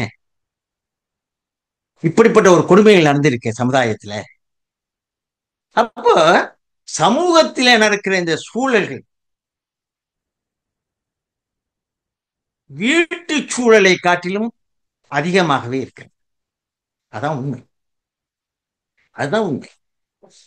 சமுதாயத்தினுடைய நடக்கிற அத்தனை அக்கிரமங்களும் அநியாயங்களும், அதாவது நீங்கள் சொல்கிற விலைவாசி உயர்வுகளிலிருந்து, வேலையில்லா திண்டாட்டத்திலிருந்து, விசா பிரச்சனையிலிருந்து, வரி பிரச்சனையிலிருந்து, மருத்துவ பிரச்சனையிலிருந்து, கல்வி பிரச்சனையிலிருந்து, அத்தனையும் இந்த வீட்டுக்குள்ளே நுழைவது எது? சமூகத்தின் இருந்து வருவதுதான், வீட்டிலே உருவாவது இல்லை. வீட்டுல சொல்ல போனா நாங்க அப்படி படிச்சோம், இப்படி படிச்சோம், அப்படி இருந்தோம், இப்படி இருந்தோம்லாம் சொல்லுவோம். அப்படிலாம் இப்ப சொல்ல முடியாது. அது நம்ம காலம். நம்ம 5-6 மைல் சைக்கிள்ல போய் ஸ்கூலுக்கு போயிட்டு வந்தோங்கிறதுக்காக நம்ம பிள்ளை இன்னைக்கு சைக்கிள்ல அனுப்ப முடியுமா என்ன? காலம் மலையேறிடுச்சு. இன்றைக்கு குழந்தைகள் வளர்ப்பு என்பது வேறு மாதிரி ஆயிடுச்சு. அன்றைக்கு எங்க காலத்துல எங்க அப்பா முன்னால நாங்களாம் நிக்கவே மாட்டோமே, நிக்க தைரியம் வராது. எதா இருந்தாலும் அம்மா மூலம்தான், ப்ராப்பர் சேனல் மூலமா தான் போகணும். ஏன்னா நேரடியா கேட்க பயம், அவர் முன்னால உட்கார பயம், நிக்க பயம். அதுக்கப்புறம் என்னாச்சு? எங்க பிள்ளைங்களை பக்கத்துல வச்சு தொட்டு கொடுத்தோம். இப்ப அப்படி இல்ல ஹாய் டேட் அப்படின்னு கையை போட்டுக்கிட்டு பேசிட்டு இருக்கான். ஹாய் டேட் உனக்கு தெரியுமா அப்படிங்கிறான். அப்ப மாறி போயிருக்கு இந்த சமூக சிக்கல்கள். இது நம்ம வீட்டுல உருவானது இல்ல. நம்ம பண்பாடு என்றைக்கும் மாறாது. நம்ம ரத்தத்துல குருதியில இருக்கிற அந்த மரபு அழியாது. நம்மள்ட்ட வந்திருக்கிற மரபு அழியாது. ஆனால் நாம் கொண்டிருக்கிற இந்த வீட்டினுடைய மரபுகள், பண்பாடுகள் எல்லாவற்றையும் சிதைப்பதற்கு சமூக சூழல்கள் தான் காரணமாக இருக்கு. அதனால இன்றைய சூழலிலே, இன்றைய சிரமங்களுக்கு மிக பெரிதும் காரணமாக இருப்பது வீட்டு சூழலை காட்டிலும் சமூக சூழலே என்று சொல்லி இந்த பட்டிமண்டபத்தை நிறைவு செய்கிறோம். வாய்ப்புக்கு நன்றி நன்றி நன்றி நன்றி. நன்றிங்க. ரொம்ப நன்றிங்க ஐயா. ரொம்ப சிறப்பாக இருந்தது. ஒரு அற்புதமான அறிவு மழையில் நாங்க நனைந்த மாதிரி இருந்தது. எல்லாருடைய வாதங்களும் ஒவ்வொன்றும் ரொம்ப சிறப்பா இருந்தது. அவரவருடைய பார்வையில் அவர்கள் எடுத்து வைத்த வாதங்கள் ரொம்ப அற்புதமா இருந்தது. நிறைவாக ஐயாவுடைய ஆ, தீர்ப்பானது அகம்புறம் அப்படின்ட்டு இலக்கியத்திலிருந்து மேற்கோள் எடுத்துட்டு வந்து அது இந்த காலகட்டத்தில் எப்படி அது மக்களுக்கு பொருந்தது அப்படின்னு சொல்லி அதில் உங்களுடைய தீர்ப்பை அதை பொருத்தி கொடுத்தது ரொம்ப சிறப்பாக இருந்தது. ரொம்ப நல்லா இருந்தது. செவிக்குணவு இல்லாத போது சிறிது வயிற்றுக்கும் ஈயப்படும் அப்படின்னும் போது இங்கே செவிக்கு போதுமான அளவு உணவு நீங்கள் கொடுத்துட்டீங்க அப்படின்ற மாதிரி தான் நாங்கள் உணர்றோம். ரொம்ப அற்புதமாக இருந்தது. இப்படியா ஒரு அற்புதமான ஒரு வாய்ப்பை ஏற்படுத்தி கொடுத்த தமிழ் அமெரிக்கா டிவிக்கும் கோல்டு மைக் நித்தம் பேசு வலையொலிக்கும் எங்களுடைய மனமார்ந்த நன்றிகள். மீண்டும் இதேபோல் மற்றும் ஒரு அழகான நிகழ்ச்சியில் உங்களை சந்திக்கும் வரை உங்களிடமிருந்து விடைபெறுகிறோம். நன்றி, வணக்கம்.